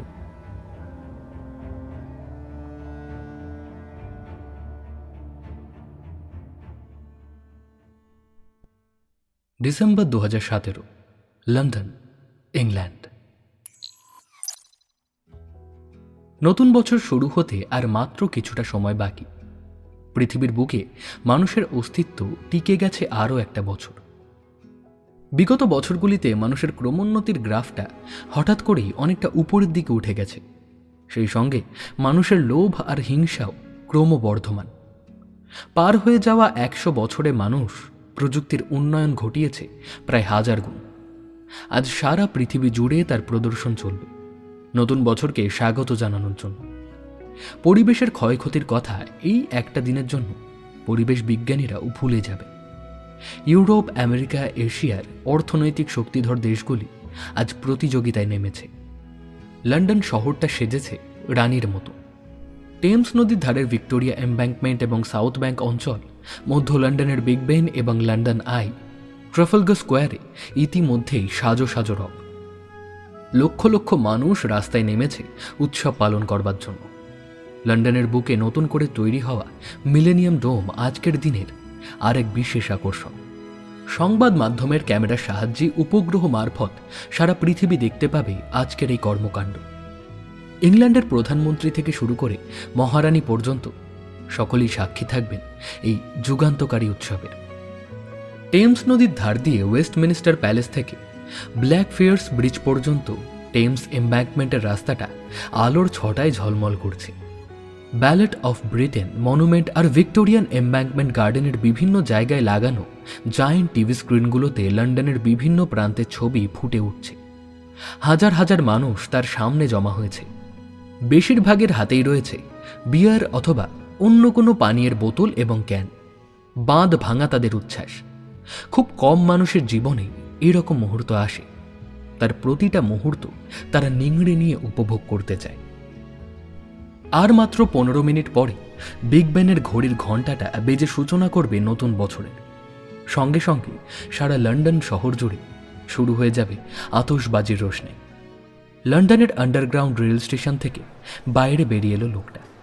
ওর চেহারার সবচেয়ে উল্লেখযোগ্য বৈশিষ্ট্য হল ওর টিকালো নাকটা। এদিক ওদিক দেখে নিয়ে ভিড়ের মধ্যে সে হাঁটা শুরু করল ভিক্টোরিয়ান এমব্যাঙ্কমেন্টের দিকে। আজ সকালে সে ইন্ডিয়া থেকে লন্ডন এসে পৌঁছেছে। কয়েকজন বিশেষ বন্ধুর সঙ্গে আজ তার দেখা করার কথা। ঠিক রাত 12টার সময় যখন সারা পৃথিবী উৎসবের আনন্দে মাতোয়ারা থাকবে, তখন সে তার বিশেষ বন্ধুদের সঙ্গে বসে পরিকল্পনা করবে এক ধ্বংসলীলার। ভিক্টোরিয়ান এমব্যাঙ্কমেন্টের উল্টো দিকে ফ্রিক্স নামের একটি ছোট্ট রেস্তোরাঁতে আগে থেকেই তাদের জন্য একটা টেবিল বুক করা আছে। আজকের দিনে তাদের মিটিংকে সন্দেহ করার মতন লোক বিশেষ নেই। আর মাত্র 10 মিনিট বাকি 12টা বাজতে। জ্যাকেট আর টুপিতে মাথা মুড়ে ভিড় ঠেলে দ্রুত পায়ে এগিয়ে গেল লোকটা। ফ্রিক্স রেস্তোরাঁতে বুক করা টেবিলে ইতিমধ্যেই বসে রয়েছে দুজন। এরা এই মুহূর্তে ইউরোপের প্রযুক্তি ব্যবসার সবচেয়ে বড় এজেন্ট। ইউরোপের বিভিন্ন দেশের নতুন নতুন প্রযুক্তিগুলো এদের মাধ্যমেই কেনাবেচা হয়। এশিয়া, ইউরোপ এবং আফ্রিকার বিভিন্ন দেশ, এমনকি আমেরিকান সংস্থাগুলিও এখন এদের দ্বারস্থ হচ্ছে নিজেদের আবিষ্কার সারা পৃথিবীর ব্ল্যাক মার্কেটে বিক্রি করার জন্য। এই ব্যবসার আসল রহস্য হল কন্ট্যাক্টস। এদের যোগাযোগ যেমন পৃথিবীর বিভিন্ন দেশের সরকারি মহলে, আবার তেমনই পৃথিবীর তাবর বিচ্ছিন্নতাবাদী সংগঠনগুলিও এদের বন্ধুস্থানীয়। আফগানিস্তান থেকে সিরিয়া, আবার সোমালিয়া থেকে ইউগান্ডা, সব জায়গাতেই এদের দৌরত্ব। এবারের প্রজেক্ট অবশ্য সব দিক থেকে আলাদা। সেই প্রজেক্টকে বাস্তবায়িত করার উদ্দেশ্য নিয়ে আজকের এই মিটিং। লোকটা এসে বাকি দুজনের সঙ্গে যোগ দিল। আর একটা চেয়ার তখনও ফাঁকা। নিশ্চয়ই আরও কারুর আসার কথা আছে। যে দুজন লোক বসে আছে তারা সাদা চামড়ার বিদেশি, দুজনেরই পরনে বেশ দামি স্যুট। এই ছোট্ট রেস্তোরাঁতে তাদের একেবারেই মানাচ্ছে না। লোকটা এসে প্রথমেই হাত মেলালো উপস্থিত দুজনের সঙ্গে। তারা লোকটাকে বসার জন্য অনুরোধ করল। চেয়ারে বসে পড়ে সেই প্রথমে প্রশ্ন করল, আমার কন্ডাক্টর রেডি আছে তো? সাদা চামড়ার একজন লোক বলল, $1 মিলিয়ন এখনো হাতে পাইনি আমরা। আমার ক্লায়েন্ট $1 মিলিয়ন নিয়ে বসে আছে। কন্ডাক্টর দেখেই আমি তাদের সিগন্যাল দেব। অ্যামাউন্ট ট্রান্সফার হতে খুব বেশি সময় লাগবে না। আমার ক্লায়েন্ট এখানেও চলে আসতে পারে যে কোনো মুহূর্তে। লোক দুটো একে অপরের দিকে তাকালো। তারপর একজন জিজ্ঞেস করল, তোমার ক্লায়েন্ট কোথাকার? এশিয়া, আফ্রিকা নাকি ইউরোপের? সেটা তো তোমাদের জানার কোনো দরকার নেই। হ্যাঁ, তোমরা যেমন আমাকে চেনো, তারাও তেমন আমাকেই চেনে। আমি তোমাদের মধ্যেকার মাধ্যম। তোমরা আমায় কন্ডাক্টর দেবে, আমি সেটা তার কাছে পৌঁছে দেব। ঠিক তেমনই সে আমায় টাকা দেবে, যেটা আমি তোমাদের কাছে পৌঁছে দেব। সেসব ঠিক আছে, তবে তুমি তো জানোই এশিয়া, বিশেষ করে ইন্ডিয়া অথবা পাকিস্তানের ক্লায়েন্ট গ্রুপ হলেই ব্রোকারেজ 1 মিলিয়ন, আর ইউরোপ হলে দামটা বেড়ে যাবে। আমার ক্লায়েন্ট এশিয়ান এবং স্পেসিফিক্যালি বলতে গেলে ইন্ডিয়ান। বিগ বেনের ঘড়িতে ঘণ্টা বাজার শব্দ শোনা গেল। শহরের সব কটা জায়ান্ট স্ক্রিনে সেই দৃশ্য ফুটে উঠল। সেই সঙ্গে শুরু হয়েছে কাউন্টডাউন। মুহূর্তের মধ্যে হঠাৎ করে অন্ধকার ঘনিয়ে এলো সারা শহরে। সেই অন্ধকারের বুক চিরে লন্ডনের আকাশে ঝলমল করে জ্বলে উঠল একের পর এক আতশবাজি, বিভিন্ন রঙের, বিভিন্ন ধরনের। লন্ডনের আকাশে তখন 7 রঙা আলোর ফুলঝুরি। চারিদিকে মানুষের হুল্লোড়। একে অপরকে জড়িয়ে ধরে তখন তারা বলছে, হ্যাপি নিউ ইয়ার। আলো রোশনাই চলল অনেকক্ষণ ধরে। সেই সঙ্গে মানুষের হুল্লোড় আর পানীয়ের ফোয়ারা। সেই ঝলমলে আলোর মধ্যে দিয়ে ফাঁকা চেয়ারটায় এসে বসল একজন। লম্বা, ফর্সা, মাথায় পাতলা হয়ে আসা চুল, পরনে সাদা রঙের কাশ্মীরি জামা আর ডেনিম নীল ট্রাউজার। হাসি মুখে এসে সকলের সঙ্গে হাত মেলালো সে। টিকালো নাকের লোকটা উঠে দাঁড়িয়ে বেশ অবাক হয়ে বলল, স্যার, আপনি এখানে?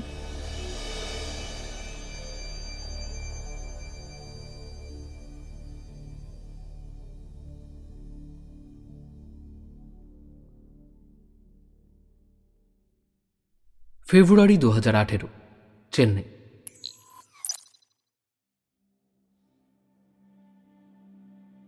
কাল রাত থেকেই কস্তুরীবাই জেনারেল হাসপাতালের সামনেটায় সাধারণ মানুষের ভিড় উপচে পড়েছে। মাম্বালাম এলাকায় হঠাৎ করেই যেন মহামারী সৃষ্টি হয়েছে। শয়ে শয়ে সাধারণ মানুষ হঠাৎ করেই অসুস্থ হয়ে পড়েছে। গতকাল দুপুর অবধিও যারা সুস্থ স্বাভাবিক জীবনযাপন করছিল, রাত থেকে তারাই অনবরত বমি করে চলেছে। বেশ কয়েকবার বমি হওয়ার পরই তারা সংজ্ঞা হারাচ্ছে। আত্মীয় পরিজনরা কিছু বুঝে উঠতে পারার আগেই কেউ কেউ মারা যাচ্ছে। অদ্ভুত এক পরিস্থিতি। মাম্বালামের আশেপাশের প্রত্যেকটি হাসপাতাল উপচে পড়ছে এই ধরনের রোগীতে। সকালবেলাতেই ডাক্তারের টিম আলোচনায় বসেছে এই ঘটনার সম্ভাব্য কারণ খুঁজতে। প্রথমেই তারা উপসর্গগুলো মিলিয়ে দেখে নিচ্ছেন। বেশিরভাগ ক্ষেত্রে উপসর্গ একই রকম।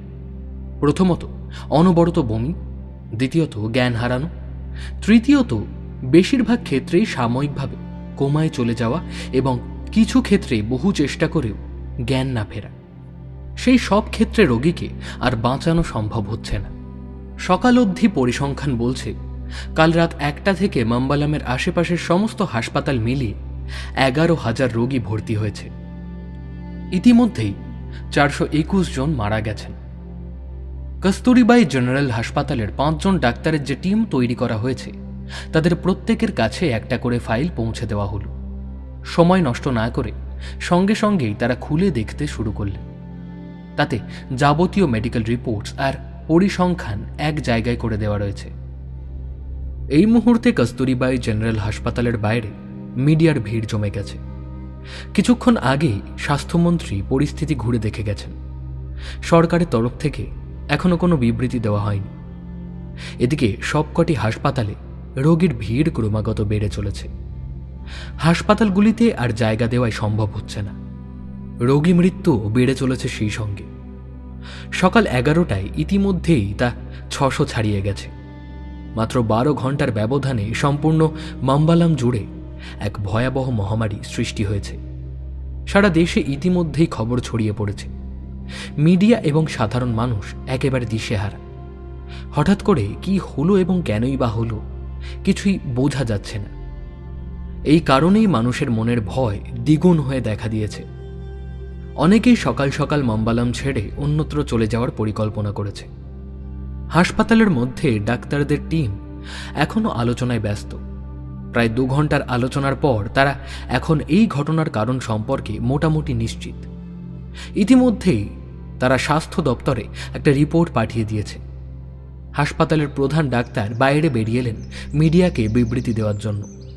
বাকিরা ছুটলেন বিভিন্ন ওয়ার্ডে। জুনিয়র ডাক্তার এবং সেবাকর্মীদের বুঝিয়ে বলতে হবে সমস্ত ব্যাপারটা, যাতে দ্রুত রোগীদের সঠিক চিকিৎসা শুরু করা যায়।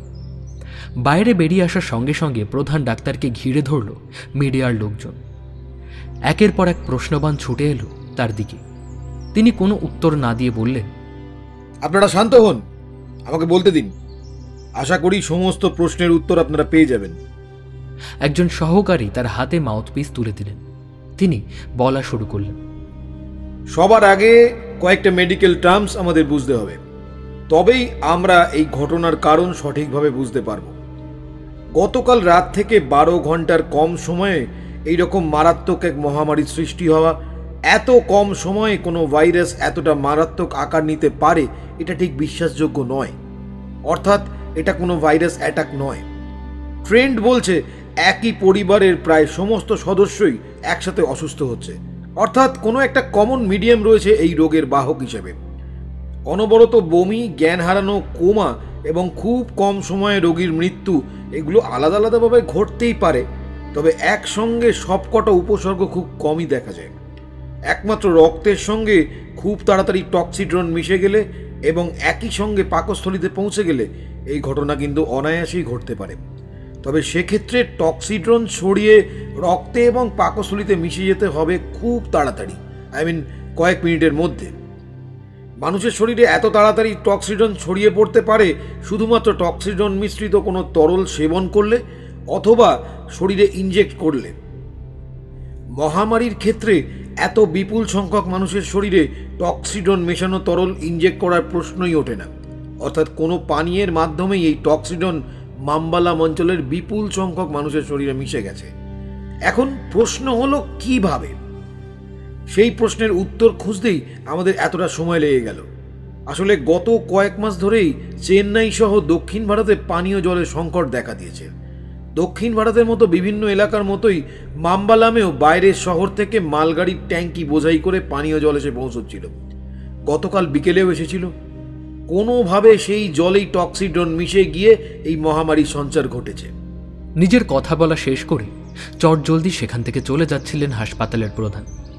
উপস্থিত সাংবাদিকদের মধ্যে ইতিমধ্যেই গুঞ্জন শুরু হয়ে গেছে। বেশ কয়েকটি প্রশ্ন তার দিকে তীরের মতন ছুটে আসলো। আবার মাউথপিস তুলে নিয়ে প্রধান ডাক্তার আবার বললেন, এখন দয়া করে আমার সময় নষ্ট করবেন না। রোগীদের চিকিৎসা করাই এখন আমার প্রায়োরিটি। বাকিটা পুলিশ এবং প্রশাসনের কাছেই জানতে যান। এই কথা বলেই মাউথপিস রেখে তিনি হন হন করে ভিতরে ঢুকে গেলেন, আর পিছন ফিরে তাকালেন না। ফেব্রুয়ারি 2018, লাস ভেগাস, আমেরিকা। শহরের প্রায় বুকের মাঝখানে 3900 S লাস ভেগাস BLVD রাস্তার সামনে এসে থামল একটা কালো রঙের মার্সিডিজ গাড়ি। গাড়িটার শরীরের চমক দেখলেই বোঝা যায় সাওয়ারি নিশ্চয়ই মান্যগণ্য কেউ অথবা কোনো সরকারি অতিথি। সদাজাগ্রত লাস ভেগাস শহর সবেমাত্র জেগে উঠতে শুরু করেছে তার সন্ধ্যা শোভা নিয়ে। এখন থেকে শুরু করে প্রায় সারা রাত আনন্দে উদ্বেল থাকবে এই শহর। রাত শেষে আবার ক্লান্ত হয়ে একটু বিশ্রামের সুযোগ খুঁজবে, আবার পরিপূর্ণরূপে জেগে ওঠার জন্য। বিশ্রামের সময়টা খুব সীমিত এই শহরের কাছে। এখানে দিনের বেলাতেও চলতে থাকে নানা রকম আনন্দদায়ক কাণ্ডকারখানা। গাড়িটা থামার প্রায় সঙ্গে সঙ্গে একজন সিকিউরিটি গার্ড এসে দরজাটা খুলে দিল। গার্ডের পরনে অদ্ভুত ধরনের মিশরীয় পোশাক, সেন্টেড। লাস ভেগাসের মতন আধুনিক শহরে প্রাচীন মিশরীয় পোশাক পরিহিত এই সিকিউরিটি গার্ড খুব স্বাভাবিকভাবেই মানুষের দৃষ্টি আকর্ষণ করছে। খুলে ধরে রাখা গাড়ির দরজা দিয়ে বাইরে বেরিয়ে আসলেন মধ্যবয়স্ক একজন ভদ্রলোক। বেশ লম্বা চেহারা, ফর্সা গায়ের রং, মাথার চুল প্রায় খালি হয়ে এসেছে তার, চোখ দুটোতেও বেশ গভীরতা রয়েছে তার। পরনে ছাই রঙের একটা স্যুট, কাঁধের একদিক থেকে একটা চামড়ার ব্যাগ ঝুলছে। গাড়ি থেকে নেমে রাস্তার উপরেই কয়েক মুহূর্ত দাঁড়ালেন তিনি, মাথা উঁচু করে তাকালেন উপরের দিকে। খুব ভালো করে দেখলেন প্রাচীন মিশরের ঐতিহ্য পিরামিডের স্টাইলে বানানো এই লাক্সারি হোটেলটিকে। হোটেলটির সম্পূর্ণ শরীর থেকে একটা নীল রঙের আলোর আভা বেরিয়ে আসছে। একদম মাথায় রয়েছে একটি তীক্ষ্ণ আলো, যা আকাশে বহু দূর পর্যন্ত ছড়িয়ে পড়ছে। হোটেলটাকে ভালো করে দেখে একটা অদ্ভুত মাদকতা অনুভব করলেন ভদ্রলোক। কয়েক মুহূর্ত কি যেন ভাবলেন তিনি, তারপর মাথা নিচু করে সিন্ডিত পরিহিত সিকিউরিটি গার্ডের সঙ্গে ভিতরে ঢুকে গেলেন। গাড়িটা ইতিমধ্যেই পার্কিংয়ের দিকে চলে গেছে। ভদ্রলোক রিসেপশনের সামনে এসে দাঁড়ানো মাত্রই সুন্দরী রিসেপশনিস্ট সঠিক আমেরিকান অ্যাকসেন্টে বলল, good evening sir, welcome to Luxor. Mister Shastri, আপনার রুম তৈরি আছে, দয়া করে একবার আপনার আইডেন্টিটি গ্রাফটা যদি দেন। ভদ্রলোক নিজের ব্যাগ থেকে একটা ডিজিটাল কার্ড বের করে রিসেপশনিস্টের হাতে দিলেন। সুন্দরী মেয়েটি সেটা হাতে নিয়ে নিজের সামনে রাখা কম্পিউটারে নাম এন্ট্রি করল, নীরাজ শাস্ত্রী। সিস্টেমে কোম্পানির নামের জায়গায় এন্ট্রি করল ক্লাসিফাইড। কয়েক মুহূর্ত সময় লাগলো তার সবকিছু এন্ট্রি করতে। সেই সময়টুকুতে নীরাজ শাস্ত্রী চোখ দিয়ে সুন্দরী রিসেপশনিস্টের শরীরটাকে খুব ভালো করে পর্যবেক্ষণ করলেন। ডিজিটাল কার্ডটা ফেরত নিয়ে তাকালেন নিজের হাত ঘড়ির দিকে, তারপর মুখ তুলে রিসেপশনিস্টকে বললেন, এখন 7টা বাজে, আমি রুমে গিয়ে ফ্রেশ হয়ে 8টা নাগাদ ক্যাসিনোতে যাব। 10,000-এর ব্লাইন্ড রেডি রাখতে বলবেন। নিশ্চয়ই স্যার, ঠিক রাত 10টাতে ডিনারও তৈরি থাকবে, আপনার স্পেশাল মেনু। আপনার শিফট কখন শেষ হয়? তারপর আমরা একটু গল্প করতে পারি কি? না স্যার, আমার আজ ডাবল শিফট, তবে চিন্তা করবেন না, আপনার সঙ্গে গল্প করার জন্য বিশেষ লোকের ব্যবস্থা করা রয়েছে। আর চোখে মেয়েটির দিকে তাকিয়ে রুমের ইলেকট্রনিক চাবিটা হাতে নিয়ে এগিয়ে গেলেন নীরাজ শাস্ত্রী।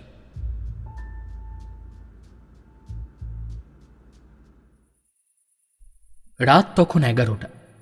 ক্যাসিনোতে প্রায় 5,000 আমেরিকান ডলার হেরে নিজের পছন্দের ডিনার সেরে পিরামিড স্যুটে কিছুক্ষণ আগেই ফিরে এসেছেন ডক্টর নীরাজ শাস্ত্রী।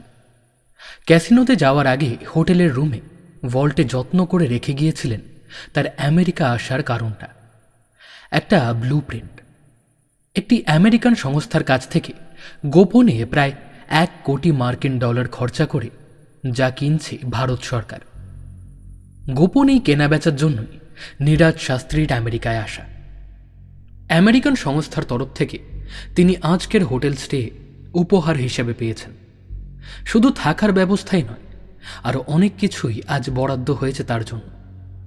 লস্কর হোটেলের সবচেয়ে দামি রুমের চওড়া গদিওয়ালা বিছানাতে শরীরটাকে ডুবিয়ে দিয়ে শুয়ে রয়েছেন ডক্টর শাস্ত্রী। ক্যাসিনোতে 5,000 ডলার হারার কারণে মেজাজটা একদমই ভালো নেই। যদিও টাকাটা তার নিজের নয়, তবুও হার তো হারই হয়। মখমলের মতো নরম কম্বলটার নিচে সম্পূর্ণ নগ্ন শরীরটা নিয়ে বারবার এদিক ওদিক করছেন। একে তো প্রচুর অর্থ হারের কারণে মেজাজ খারাপ, তার উপরে সে এখনো এসে পৌঁছয়নি। শরীরটা সেই কখন থেকে তার জন্য প্রতীক্ষা করে রয়েছে। এরই মধ্যে দুবার শরীর জেগে উঠেছিল ডক্টর শাস্ত্রীর। রুমের কলিং বেলটা বেজে উঠল, সেই সঙ্গে ডক্টর শাস্ত্রীর মনটাও যেন নেচে উঠল। বেশ অনেকদিন পর আজ নারী সঙ্গ পাবেন তিনি। কাজের জন্য এমন জায়গায় থাকতে হয় তাকে যে সেখানে নারী সঙ্গ পাওয়াই দুষ্কর। তবে মানুষের শরীর তো চাহিদা তো থাকবেই। যত কাজের মধ্যে ডুবে থাকুক না কেন নীরাজ, মাঝে মধ্যেই নারী সঙ্গ পেতে ইচ্ছে হয়। কম্বল সরিয়ে সম্পূর্ণ নগ্ন অবস্থাতেই বিছানা থেকে উঠে এলেন তিনি। একটা তোয়ালে জড়িয়ে নিয়ে দরজা খুললেন। সামনে যাকে দাঁড়িয়ে থাকতে দেখলেন তার দিক থেকে চোখ ফেরানো যায় না। নীরাজ শাস্ত্রী দরজার কাছে দাঁড়িয়ে মেয়েটির মাথা থেকে পা পর্যন্ত চোখ বুলিয়ে নিলেন। বুকের কাছে যখন তার চোখ আটকে গেল, ঠিক তখনই মেয়েটি হঠাৎ কাটা কাটা ইংরেজি উচ্চারণে বলে উঠল, হ্যালো ডক্টর শাস্ত্রী, কেমন আছেন? আপনি কি আমায় ভেতরে আসার আমন্ত্রণ জানাবেন না? মেয়েটির কিছুটা অদ্ভুত কণ্ঠস্বর নীরাজের সম্ভিত ফিরিয়ে আনল। দরজা থেকে সরে দাঁড়িয়ে মেয়েটিকে ভিতরে আসতে বললেন তিনি। সে যখন দরজা দিয়ে ঘরের ভিতরে ঢুকল, তখন নীরাজ পেছন থেকে মেয়েটিকে ভালো করে খুঁটিয়ে খুঁটিয়ে দেখলেন। তার পৌরুষ জাগতে শুরু করেছে তখন। মেয়েটি ঘরের ভিতরে এসে নরম বিছানার উপর বসল। নীরাজ শাস্ত্রী দরজা বন্ধ করে এসে তার পাশে বসলেন। মেয়েটি তাকে উদ্দেশ্য করে বলল, আপনার রুমে কোনো ড্রিঙ্ক নেই? নীরাজ উঠে গিয়ে একটা রেড ওয়াইনের বোতল বের করে আনলেন, সঙ্গে দুটো ওয়াইন গ্লাস। মেয়েটি বুঝতে পারল যে নীরাজ শাস্ত্রী বেশি কথায় বিশ্বাসী নয়, ঠিক তার কাজের মতো। দুটো গ্লাসে রেড ওয়াইন ঢেলে একটা গ্লাস মেয়েটির দিকে এগিয়ে দিলেন নীরাজ। মেয়েটি সেটা হাতে নিয়ে তাতে একটা চুমুক দিল। নীরাজ এক চুমুকে সম্পূর্ণ গ্লাসের ওয়াইন শেষ করল। তারপর মুখে কিছু না বলে এক টানে নিজের তোয়ালেটা খুলে ফেলল। সেই দিকে তাকিয়ে মেয়েটি হাসল। নিজের ব্যাগ থেকে একটা লিপস্টিক বার করে ঠোঁটে লাগিয়ে নিল। নিজেকে বিছানায় শুইয়ে দিয়ে সে নিচের দিকে নামল। মেয়েটি বিছানার পাশে পড়ে থাকা লিপস্টিক তুলে নিয়ে তার মধ্যে থেকে বের করে আনল একটি সূক্ষ্ম সূঁচ। তারপর অতর্কিতে সেটি ফুটিয়ে দিল নীরাজ শাস্ত্রীর যৌনাঙ্গে। মুহূর্তের মধ্যে নিজের যৌনাঙ্গে হালকা একটা ব্যথা অনুভব করল নীরাজ শাস্ত্রী। মেয়েটি উঠে পড়ে একে একে নিজের পরনের টপ আর মিনি স্কার্টটা খুলে ফেলল। কয়েক মুহূর্ত সেই দিকে অবাক চোখে তাকিয়ে থাকলেন ডক্টর শাস্ত্রী। তার শরীরটা কেমন যেন অসাড় হয়ে এলো। তলপেটে হঠাৎ করে প্রচণ্ড যন্ত্রণা অনুভব করলেন তিনি। মেয়েটি কিছুক্ষণ নীরাজের অসাড় হয়ে যাওয়া শরীরটা নিয়ে খেলা শুরু করল। তারপর তাকে ছেড়ে দিয়ে পরনের জামা কাপড় পরে নিল। বিছানা ছেড়ে উঠে গিয়ে দরজা খুলে দিয়ে সে বাইরে চলে গেল। ভিতরে ঢুকে এলো অন্য আর একজন। ওভারকোট দিয়ে মাথা থেকে পা পর্যন্ত ঢাকা, তার মুখটাও ঠিক মতন দেখা যাচ্ছে না, শুধুই তার টিকালো নাকটা নজরে এলো ডক্টর শাস্ত্রীর। বিস্ফারিত দুটি চোখে তিনি লোকটির মুখের দিকে তাকিয়ে থাকলেন। টিকালো নাকের লোকটা এগিয়ে এসে নীরাজের অসাড় শরীরটাকে টেনে নামিয়ে আনল বিছানা থেকে। ঘরে থাকা ইলেকট্রনিক ভল্টের সামনে এসে তার ডান হাতটা তুলে ধরল। নীরাজ শাস্ত্রীর ডান হাতের বুড়ো আঙুলটা সেন্সারে ছোঁয়ালো ভল্ট খোলার জন্য। মুহূর্তের মধ্যে খুলে গেল ভল্টের দরজা। সেখান থেকে ব্লু প্রিন্টটা বের করে লোকটা নিজের ব্যাগে ভরে নিল। হোটেলের ঘর থেকে বেরিয়ে যাওয়ার আগে নীরাজ শাস্ত্রীর মুখের সামনে নিজের মুখটা নিয়ে এসে সে বলল, good bye doctor Shastri, happy journey.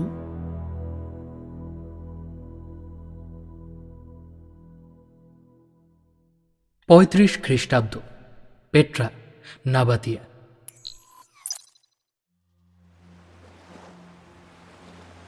ইদানিং লোহিত সাগর পার হয়ে অনেক বেশি বাণিজ্য তরী যায় ভূমধ্যসাগরের উল্টো পাশের জায়গাগুলির উদ্দেশ্যে।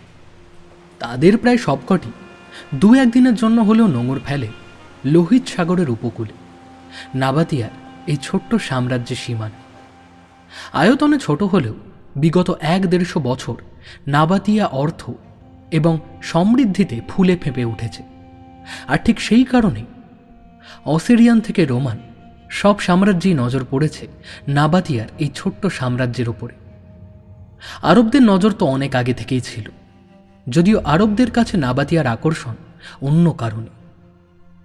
সেই আকর্ষণের কথা অবশ্য অসিরিয়ান অথবা রোমানরা এখনো জানে না। নাবাতিয়ার বৈজ্ঞানিকরা কয়েকশো বছর আগেই যে প্রাচীন জলের পরিশোধনের ব্যবস্থাপনা আবিষ্কার করে ফেলেছিল তা এখন আরও উন্নত হয়েছে, আর আরবদের নজর রয়েছে সেই দিকে। বহু কাল ধরে তারা সেই প্রযুক্তি হাতানোর চেষ্টায় রয়েছে। তবে যে পানীয় জলের ব্যবস্থা একসময় ছিল নাবাতিয়ার সর্বসাধারণের জন্য, আজ তা কুক্ষিগত হয়েছে প্রভাবশালী কয়েকজন মানুষের। তাদের হাতের ইশারায় এই পানীয় জলের বন্টন নিয়ন্ত্রিত হয়।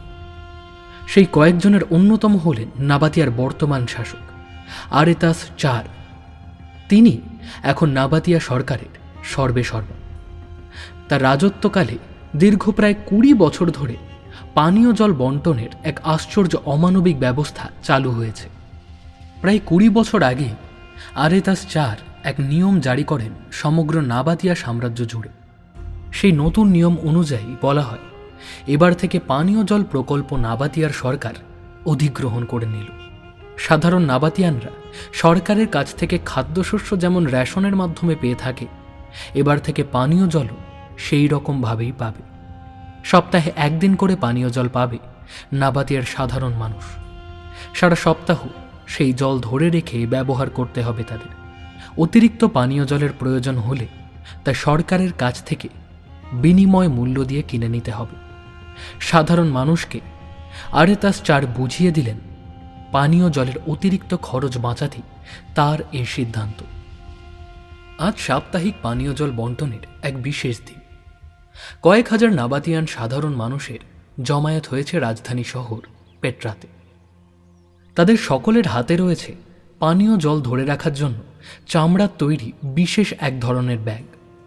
তারা সকলেই ভিক্ষুকের মতন এক রাশ প্রত্যাশা বুকে নিয়ে দাঁড়িয়ে রয়েছে পেট্রা নগরের উঁচু উঁচু টিলাগুলোর নিচে। একটি উচ্চ টিলার মাথায় সামন্ত পরিব্রত হয়ে দাঁড়িয়ে আছেন আরেতাস চার। নিচে অপেক্ষারত সাধারণ মানুষদের পানীয় জলের জন্য হাহাকার তাকে বেশ তৃপ্তি দিচ্ছে। তার মুখে একটা হিংস্র হাসি লেগে আছে। এই মুহূর্তে তিনি নিজেকে ঈশ্বর বলে মনে করছেন। আরেতাস চারের রাজত্বকালে ইঞ্জিনিয়াররা এক বিশেষ লক গেটের ব্যবস্থা করেছে, যা দিয়ে পরিশোধন কেন্দ্র থেকে পানীয় জলের প্রবাহ নিয়ন্ত্রণ করা যায়। সেই লক গেট খুলে দেওয়ার অধিকার রয়েছে একমাত্র শাসক আরেতাস চারের। আজ তিনি টিলার উপর দাঁড়িয়ে অপেক্ষা করছেন সাধারণ মানুষের উত্তেজনা চরমে পৌঁছবার। মাথার উপরে রোদ বেড়েছে। একজন সামন্ত বলল, এবার আমাদের লক গেট খুলে দেওয়া উচিত। আরেতাস চার তার দিকে রূঢ় দৃষ্টি দিয়ে তাকালেন। সেই সামন্ত চুপ করে কিছুটা দূরত্বে সরে গেল। এবার আরেতাস চার নিজেই হাত তুলে ইশারা করলেন লক গেট খুলে দেওয়ার জন্য। সঙ্গে সঙ্গেই তার হুকুমের তামিল করা হলো। খুলে দেওয়া হলো লক গেট। নিচে দাঁড়িয়ে থাকা কয়েক হাজার নাবাতিয়ান সাধারণ মানুষ আনন্দে একযোগে চিৎকার করে উঠল। জলপ্রবাহের শব্দও আর সাধারণ মানুষের চিৎকার মিলেমিশে এক অপার্থিব শব্দে পরিণত হল। নিজের মধ্যেই অসম্ভব এক উত্তেজনা অনুভব করলেন আরেতাস চার। নিচে কয়েক হাজার সাধারণ নাবাতিয়ান সাধারণ মানুষ তখন পানীয় জল সংগ্রহে ব্যস্ত। তাদের মধ্যেই রয়েছে এক ব্যতিক্রম। সে সাধারণ নয়। আরেতাস চারের এই অমানবিক ব্যবস্থা সে মেনে নিতে পারেন। তার মাথার উপর রয়েছে স্বয়ং আরেতাস চারের পুত্রের ক্ষমতাশালী হাত, আর এই মুহূর্তে তার নিজের হাতে রয়েছে এক ধারালো ত্রিফলা অস্ত্র। হঠাৎ করেই প্রচণ্ড শক্তি সঞ্চয় করে সে অস্ত্রটা ছুঁড়ে দিল টিলার মাথায় দাঁড়িয়ে থাকা নাবাতিয়ার শাসককে লক্ষ্য করে। মুহূর্তের মধ্যে ত্রিফলা অস্ত্রটা এসে পড়ল আরেতাস চারের পায়ের কাছে। এক মুহূর্তের জন্য মৃত্যু ভয়ে কেঁপে উঠলেন তিনি। অল্পের জন্য রক্ষা পেল তার প্রাণ। টিলার নিচে সেই গুপ্ত ঘাতক মুহূর্তের মধ্যে মিলিয়ে গেল সাধারণ মানুষের ভিড়ে। নিজের অজান্তেই সে প্রবেশ করল এক অচেনা চক্রব্যূহে।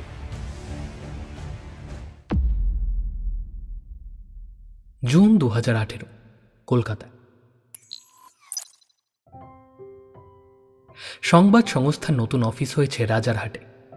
পার্ক স্ট্রিটের পুরনো অফিসে জায়গার বেশ অভাব ছিল। কর্মীরা সব ঠিকঠাক মতন কাজের জায়গা পর্যন্ত পেত না। তবে একে অপরের সঙ্গে বন্ধুত্বের সম্পর্কটা যেন এখানকার তুলনায় কিছুটা গাঢ় ছিল। রাজারহাটের নতুন অফিসে প্রত্যেকে কাজের জন্য নিজের কিউবিক্যাল পেয়েছে, সঙ্গে পেয়েছে আরও নানান সুবিধা। তবে দূরত্বটা যেন একটু বেড়ে গেছে, ঠিক বসার জায়গার মতো। সংস্থার অন্যতম কর্ণধার মিস্টার মেনানো এই অফিসেই বসেন যখন তিনি কলকাতায় থাকেন। আজও সেরকম একটি দিন। ভদ্রলোক ছোট ছোট ব্যাপারে খুব খোঁতখোঁত করে, আবার অনেক ব্যাপারেই বেশ উদার। এই যেমন অফিসে কেউ 5 মিনিট দেরিতে আসলেও তিনি সেটা বরদাস্ত করেন না। গোটা একটা হিউম্যান রিসোর্স ডিপার্টমেন্ট থাকলেও তিনি এই সব ব্যাপারে নিজেই দেখেন। আবার আরবির মতন একজন কর্মচারী 6 মাস অফিসে না আসলেও তার চাকরি বহাল থাকে শুধুমাত্র তার নির্দেশে। আসলে সমস্যাগুলোর গভীরতা বোঝার এক দারুণ ক্ষমতা রয়েছে ভদ্রলোকে, আর মোটের উপর মানুষ হিসেবে ভালো। নিজের ঝা চকচকে কেবিনে বসে সকালবেলার ব্ল্যাক কফিটায় চুমুক দিয়ে রোলেক্সের হাত ঘড়িটার দিকে তাকালেন মিস্টার মেনন। 9টা বাজতে এখনো মিনিট 10 বাকি। আজ তিনি ব্যক্তিগতভাবে আরবিকে অফিসে ডেকে পাঠিয়েছেন। প্রায় 6 মাস আগে পাঠানোর আরবির রেজিগনেশন ইমেলটার আজ অবধি কোনো জবাব দেননি মিস্টার মেনন। গত পরশু নিজে ফোন করে যখন আরবির সঙ্গে কথা বললেন, সে তখন মিস্টার মেননের কথা ফেরাতে পারল না। আজ সকাল 9টায় আরবির অফিসে আসার কথা। নতুন অফিসে পা রেখেই সেখানকার পরিবর্তিত আবহাওয়া টের পেল আরবি।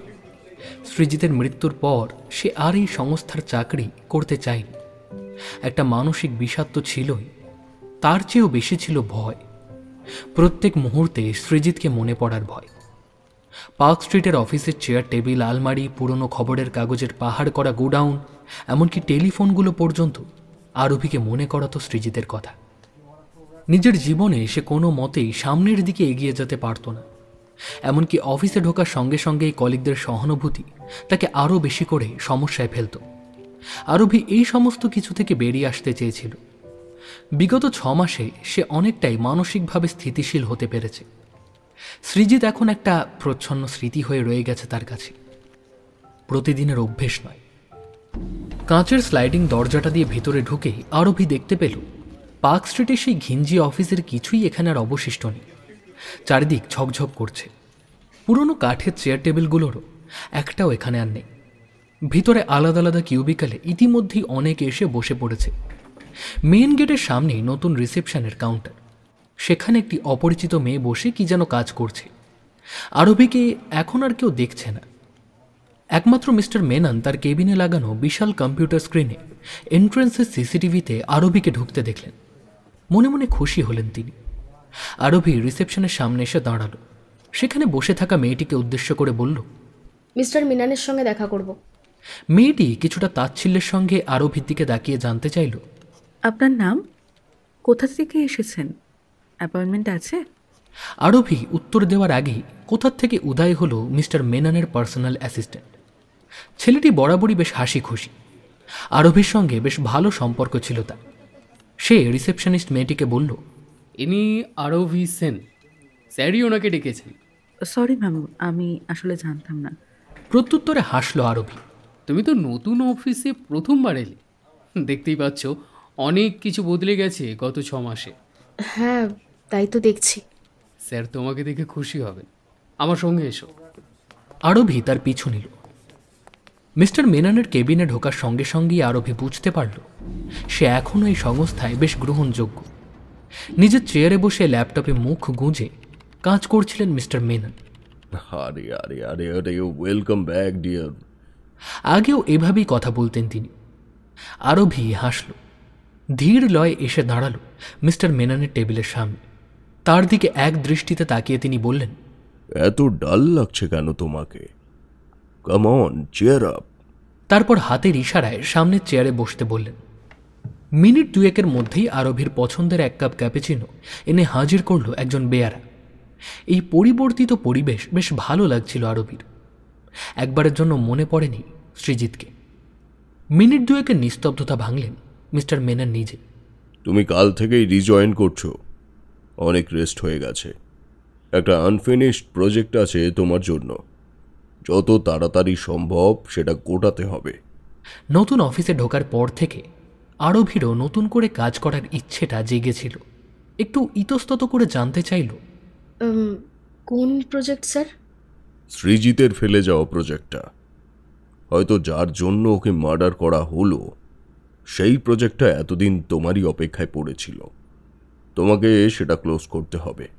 এতক্ষণের ভালো লাগাটা যেন মুহূর্তে কর্পূরের মতন উভে গেল আরবির মন থেকে। কয়েক মুহূর্ত চুপ করে থেকে সে বলল, আমি পারবো না স্যার। তোমাকে পারতেই হবে। You have no other option. তুমি জানতে চাও না সৃজিতকে কেন মরতে হলো? কারা ওকে এইভাবে খুন করলো? কয়েক মুহূর্ত মাথা নিচু করে বসে রইল আরবি। এইভাবে আগে ভেবে দেখেনি। প্রচণ্ড একটা জেদ কোথার থেকে যেন পেয়ে বসেছে ওকে। মিস্টার মেনন আবার বললেন, সৃজিতের পর একটি ছেলে এই প্রজেক্টে কাজ করছিল, তবে সে খুব বেশি এগোতে পারেনি। অবশ্য ও তোমাকে অ্যাসিস্ট করবে। মাথা তুলে তাকালো আরবি। কিছু একটা যেন হঠাৎ করে ওর মধ্যে বদলে গেছে। ব্যাপারটা বুঝতে পারলেন মিস্টার মেনন। খুশি হলেন তিনি। নিজের টেবিলে রাখা ইন্টারকমটা তুলে নাম্বার টিপলেন।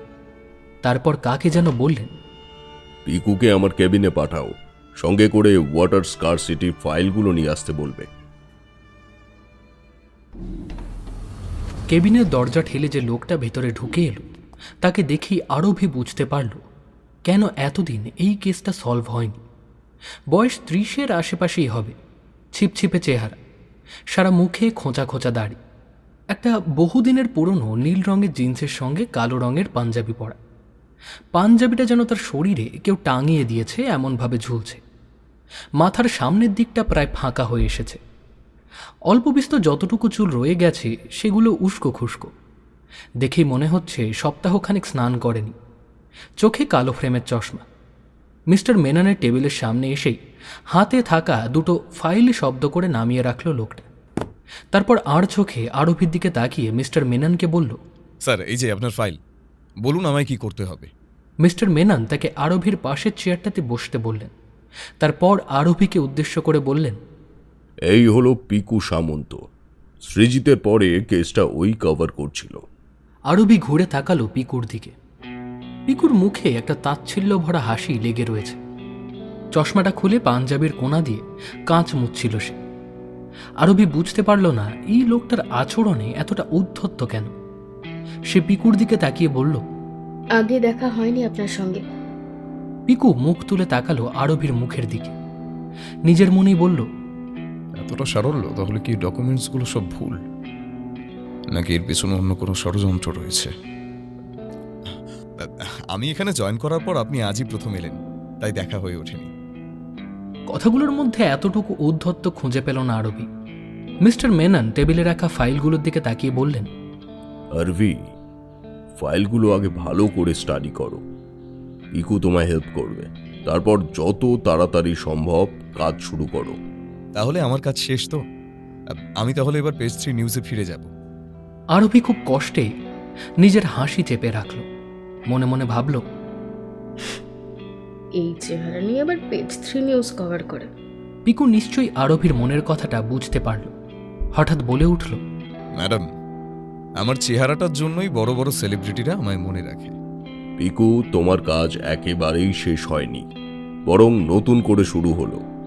এই কেসটায় তুমি আরবিকে অ্যাসিস্ট করবে, আর যতদিন এই কেস সলভ না হয় তুমি অন্য কিচ্ছু করবে না। আরবি একটু বিরক্ত হয়ে তাকালো মিস্টার মেননের দিকে।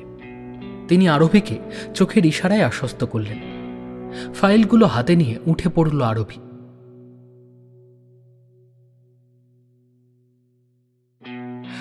আজকে আপনারা শুনছিলেন লেখক বিশ্বজিৎ সাহার কলমে পেট্রার প্যাপিরাস উপন্যাস অবলম্বনে প্রাচীন লিপির রহস্যের প্রথম পর্ব।